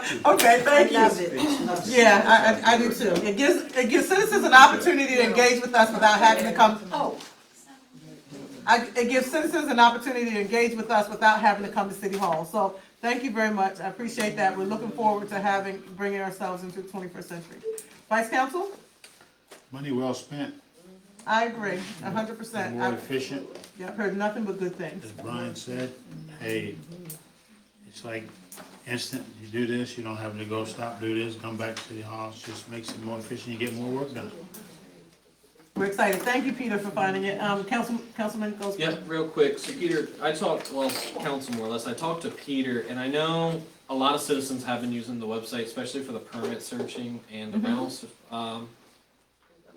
Two things that I brought up to Peter, it wasn't very clear on how to search Okay, for yeah, the that was my permits, which question. he Okay. did say he was gonna clear that up with iWorks and get them to list, to put 2026 to search all permits. Okay, good. One thing that wasn't on there though, and I think you said you were gonna talk to him about putting it on there, there's not a search for rentals, so if you know you're renting a property, you can't search your own property address to show that it's an active rental or to show if it's been inspected recently. So that's definitely something we wanna get added for our citizens, I know that's one that I get a lot of complaints on. Yes, I know certainly. it's communicating with iWorks. Yeah. Certainly, just bring up anything that you think that we should need or want to see in the tool, and I'll get with iWorks to see how we can do that. Perfect. Yeah, we want it tailored to our needs, so yeah, anything that you guys see as you're using it, that's why I'm gonna come in, Peter, and you're gonna show me, how I can report that pothole on my street. Okay, I can't wait. Thank you very much, we're excited that we are getting to where we need to be. All right, thank you very much. Okay. All right, Mr. Illuminati, you're coming back to give us some information about something you found out we need to adjust, is that correct? Correct. Let's do So, this being the first election for mayor while I've been city solicitor, I went to the charter, just started looking through, checking things out, talked with Joyce, and found out that maybe the city hasn't always been doing things by the charter. So, You're kidding. Charter 3-1 says the newly elected mayor shall take office on the second Monday following the election. So I think historically, the mayor-elect's been sworn in with the council members-elect, and that's not what the charter calls for. It's a specific second Monday following the election, so that's Wednesday, June 17th is the election day. So the date, that's the second Monday following the election, is Monday, June 29th. So just putting this out there so that everyone has this information as to why, I'm letting everyone know. So when do council members elect take office? That's at the charter 2-1. City council shall hold office for a term of 4 years, which shall expire on the next regular meeting of council following the election of their successors. So the council members elect will be elected on June 17th. The next regular council meeting, the fourth Wednesday of the month, is June 24th. So that's when the council members elect will take office. And if we go to the next slide, just to clarify who administers all the oaths, the clerk of the court under 12-1 of the charter administers the oath to the mayor-elect, and under the charter 12-1B, the mayor administers the oath to the council members-elect. So Mayor Taylor will administer the oath to the council members-elect on Wednesday, June 24th, and then a date, a time and location will be selected for the others. Now, we can talk about maybe doing there's not enough time between now, I think that's what the next slide says. Let's see what the next slide says, 'cause I can't wait to That talk there's not about it. enough time from when this was discovered to the 2026, because the charter Oh my process is God. governed by state law, so in July, if there is a consensus, we'll introduce a charter amendment, get this on track, so the mayor and the council are on the same date, We'll also in that one address the issues about when the Juneteenth holiday falls on the election's that third Wednesday of the month, which can be a Juneteenth day, and we'll change the charter so that if Juneteenth falls on the election day, that the election's on the Thursday. So because we had that issue, I think, 2 years ago. I got you, so yeah, I don't wanna do that one right now though, but I wanna talk about this one and what it really means. I just wanna talk about this one and what it really means. So, go back one more. Okay, so what this really means is that, the council gets seated on the 24th. Correct. But the mayor, whoever is elected, is not seated at that time. I can't even imagine why they would have done something like that, Joyce. So, in the discussion that Andrew and I had, the date for when elected officials took place got changed. It used to be like the third Monday following the election or whatever. What we think happened was they changed one section and not the other section. Okay, because it makes It was absolutely not no sense. Yeah. It makes absolutely no sense that the election for both are held on the same day, but that the council will take their seat that next Wednesday, but the mayor would still be the mayor under the new council, and the mayor, whether it's the same or not, until the following Monday, and then the following Monday, then the mayor's seat would change. It makes absolutely no sense. So I think you're right. It probably was the same in both places, and they changed it and only changed it in one place. It just makes no sense. But we are gonna follow the charter. So, and what you're telling me is it's too late to change it. I didn't realize that until tonight. It's too late to change it for this time. So what that means is that we will follow this. And so after the election, depending on how the election works out, this is how it will work out. So just so everyone won't be surprised that when you come to council meeting on June the 24th, the mayor will not be sworn in at that time. They won't be sworn in until June the 29th. That's what you're telling me, That's correct? what the charter says. My recommendation is you follow the charter. It makes no sense. I'm just a messenger.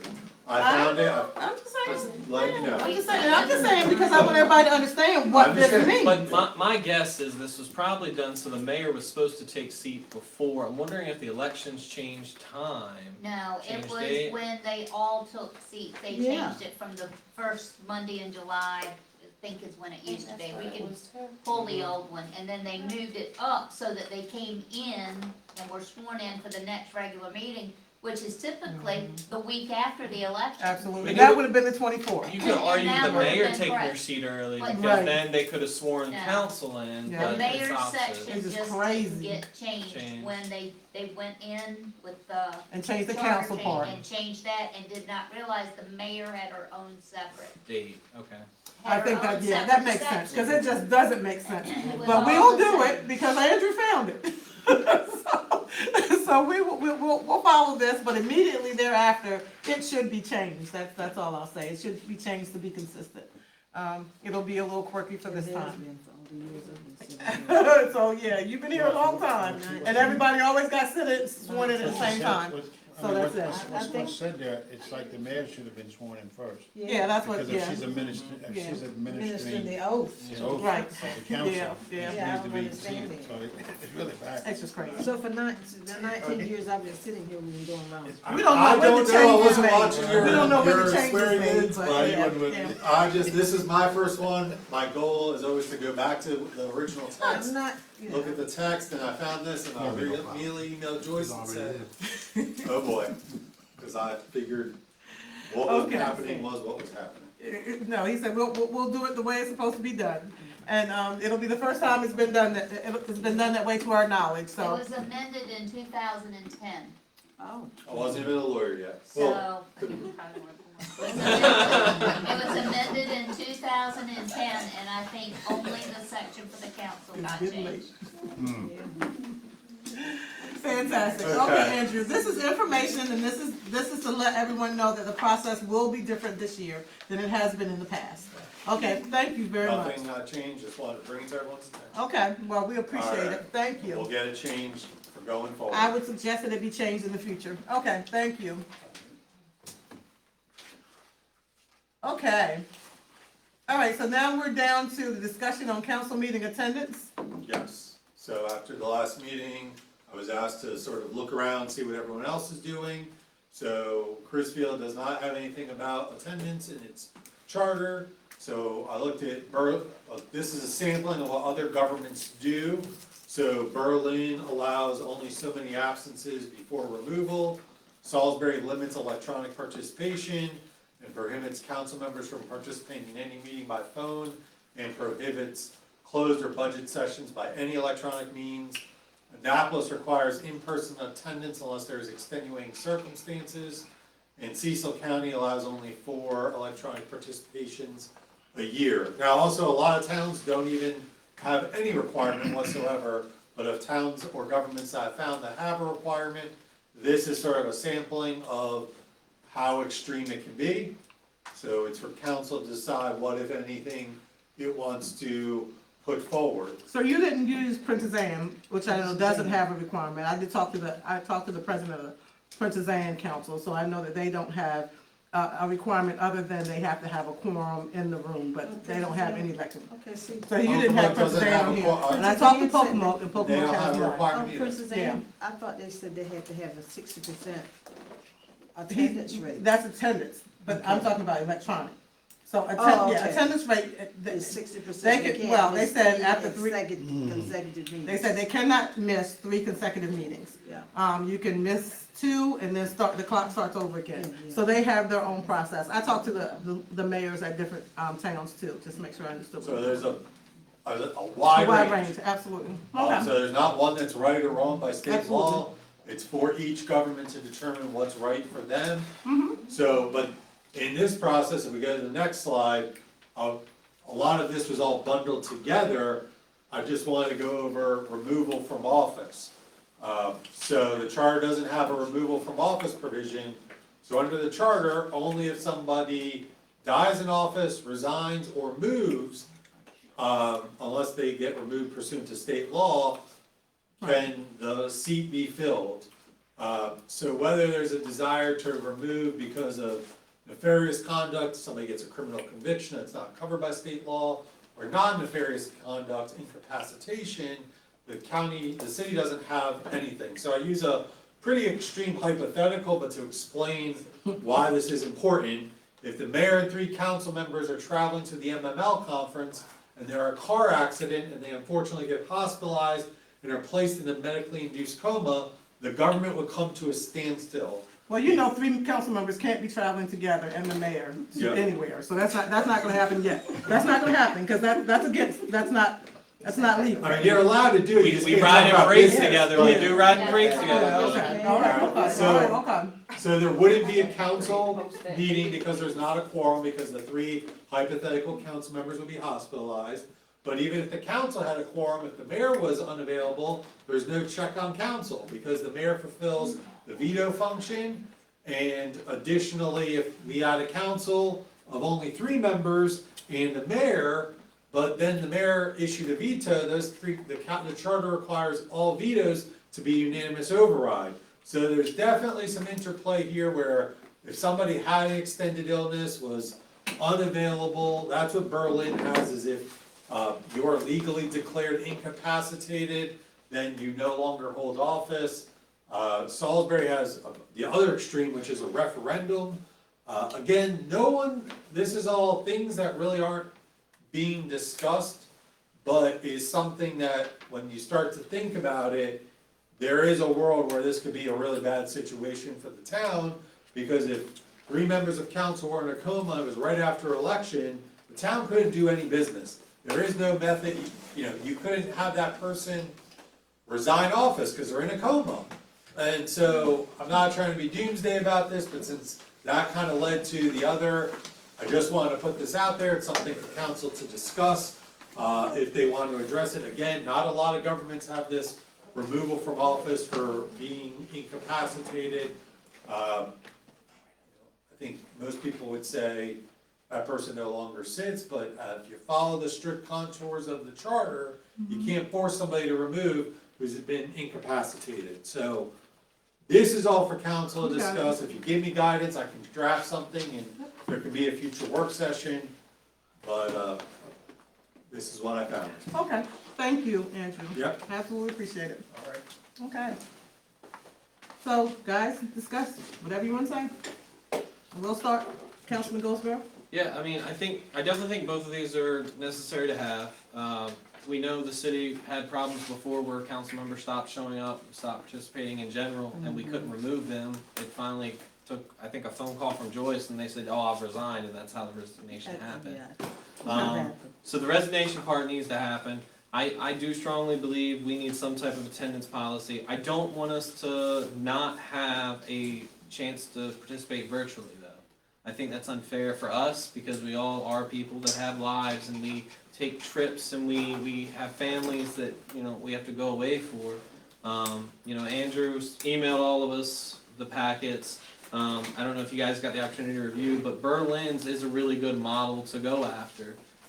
You're allowed to miss up to 6 meetings consecutively, just in case there's medical emergencies, in case there's family issues, things like that.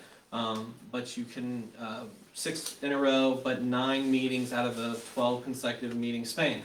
You know, it's fair. It shows our dedication to our city. It shows our dedication to our position. I know Princess Anne does have that.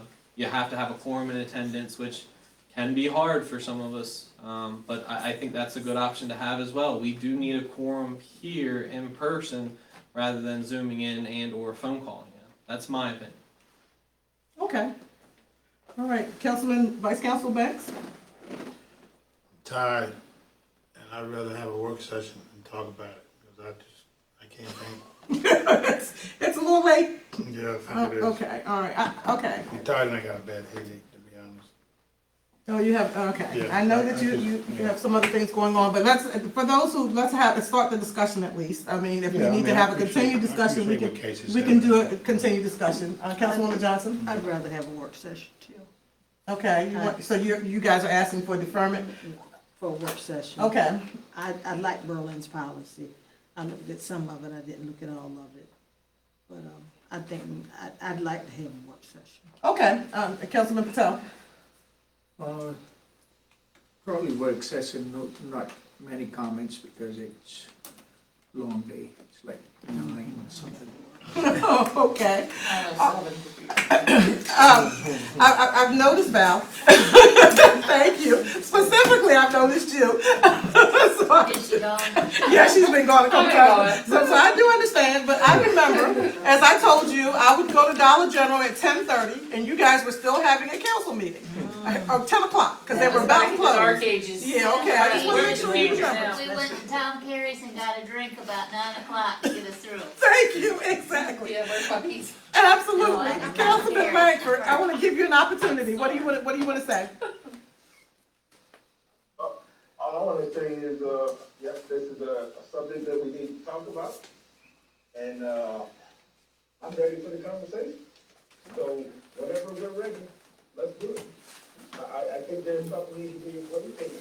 You know, if this is coming about because of my position, you know, I'm ready to talk about it, and you know, things can be rearranged, just to say that. But we need to talk about that. We need to talk about some other stuff. So, yeah, work session would be fine, because it doesn't look like we're going to get anything accomplished today.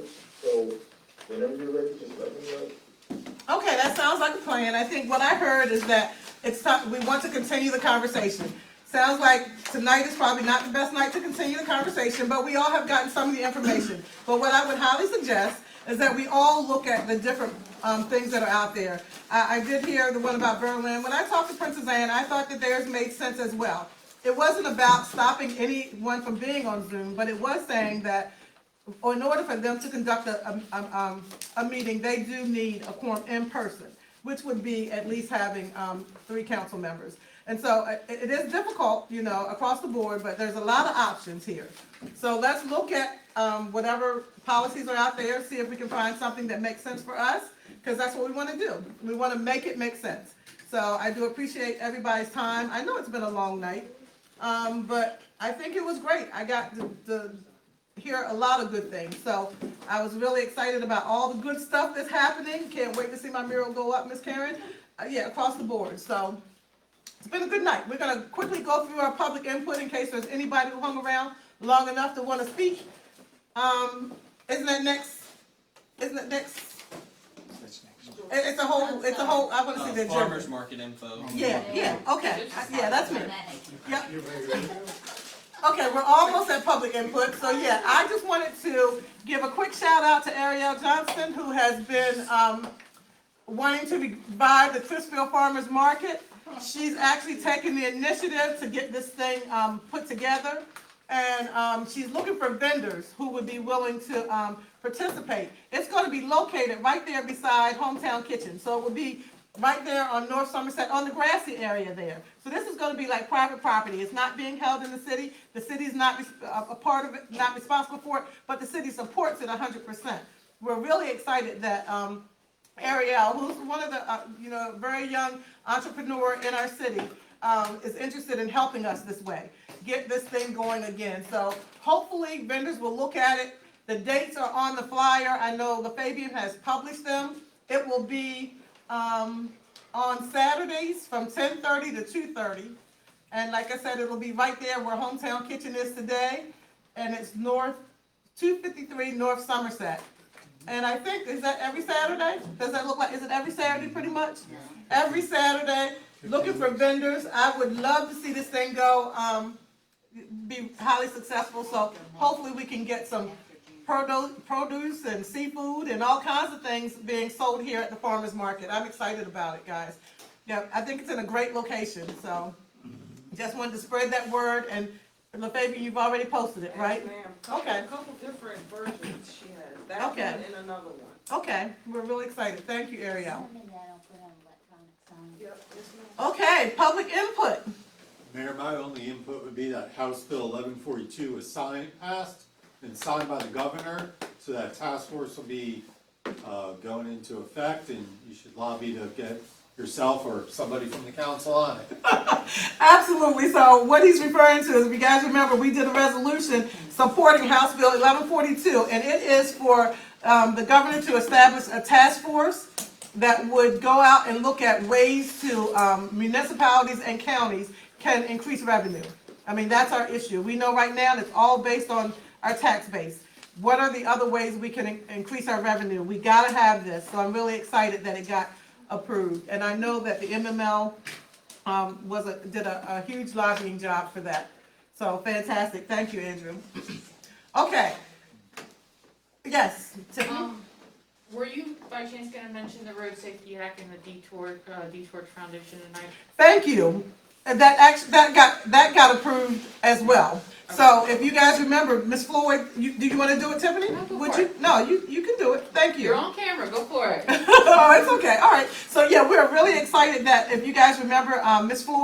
Jennifer Floyd came in and she told us all about her efforts to get the Detour Road Safety Act passed, which would put educational questions on the driver's exam about motorists, for motorist safety. So this was a huge, unfortunately, she lost her son to a motorcycle accident, and she has been lobbying to get this Safety Act passed.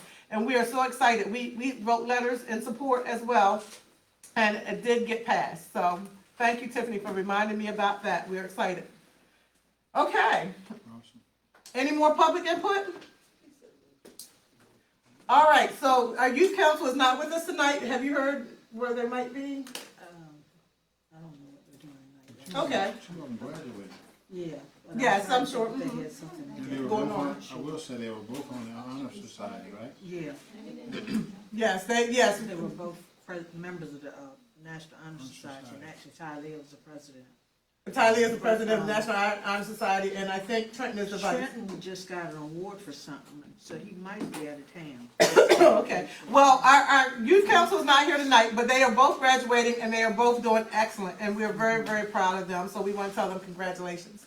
Okay, so we're going to go around the room and we're going to do our council report, and I'm going to skip all around. Ms. Johnson, go for it.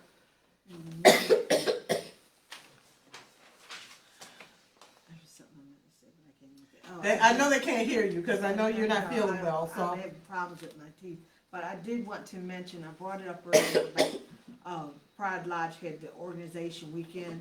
They celebrated their 112th anniversary, if you can hear me. And also, this was the 40th year for organization weekend, and I didn't realize that we were invited there, and I went there, if you can hear me. And I didn't realize that Friday night they had a fashion show, that Saturday I saw the car show being escorted in, and I happened to go in a couple of stores, and one of the managers was talking about the revenue that comes into town for that weekend. And it's a lot of revenue that comes in to Chrisville area for that weekend, and I want to commend them for that. And thank you, Councilwoman Johnson. So we will work on honoring that. You made a suggestion, and we'll honor that. We'll get that in works Thank you, 'cause for the you next allowed time. me, yes. Yep, absolutely, no problem. We appreciate that. Okay, Vice Council Banks. Yeah, I was going to give a presentation on behalf of Design Collectors. They did do 3 new revisions for the depot, but what I've had to deal with over the past week, I didn't schedule it with the mayor, so. No, we'll do that internally first, if that's okay, and then we'll put that out. Yep, fantastic. Okay, all right, Councilman Patel, what you got? Yep, this Saturday, it's a opening day for Little League, Is it this Saturday? 25th. Okay. What time, do you know? I think it's 11. Because I know there's a couple funerals this weekend. I know I have a funeral this I don't know weekend. if they, I think they're doing the parade too, but I'm not sure on the parade part. Yeah, they usually, Val, have they reached out for me They're not yet? having the parade Or they're on, not having the parade this year. I mean, where they have it, they're having it at Ball Field, I think. So do they need me? They don't need me then, this year? They haven't called for She me? didn't say that, but I've not talked to anybody. Okay, well, do let me know, because I know I have a funeral on Saturday as well. So I just want to make sure that I try to, at least to get out there and support Little League. I'm glad they're doing that. I didn't realize they were opening. What else you got? That's it. Okay, that's good news, absolutely. I'm glad that's happening. But it's gonna be, this time it's gonna be at the ball field down Lawsonia, I guess. Isn't that Where do they right? play ball choice? I don't even know. Old State Road. Old State Road, yeah. Yeah, Old State Road. I couldn't think of the name, Old State Road. Yeah. This Saturday. And then, Chief, are a couple of our officers coaching? We have 2 this year. We have 2? Yeah, and I reached out to Maddie, being that opening day is outside of Chrisville this year, I called state police just to keep eyes on the place. Because she had some concerns about traffic on that. On Old State, cars can travel pretty fast. But they've got kids there on opening day. So Okay, they're got gonna you. take care of that for us. Well, who are our coaches? Officer Nielsen and Officer Lazaro. Okay, all right, I just want everybody to know that we do have a couple of officers and we do sponsor a team, you guys do? Yes. You sponsor a team as well. So, yeah, they haven't asked the city to sponsor a team, but yeah, okay, thank you. Fantastic, okay, Councilman Goldsboro. No, we're all tired, let's go home. Oh, you wanna go home? Really? Councilman Langford? A lot of good reports tonight, thank everybody for what you're doing, and, that's it. Okay, and for me, thank you guys. Thank you guys, all you guys, for all that you do every single day. Chrisville is on the move. Thank you, thank you, thank you. And with that, Motion to adjourn. all in favor? Aye. Aye. Thank you guys, and good night.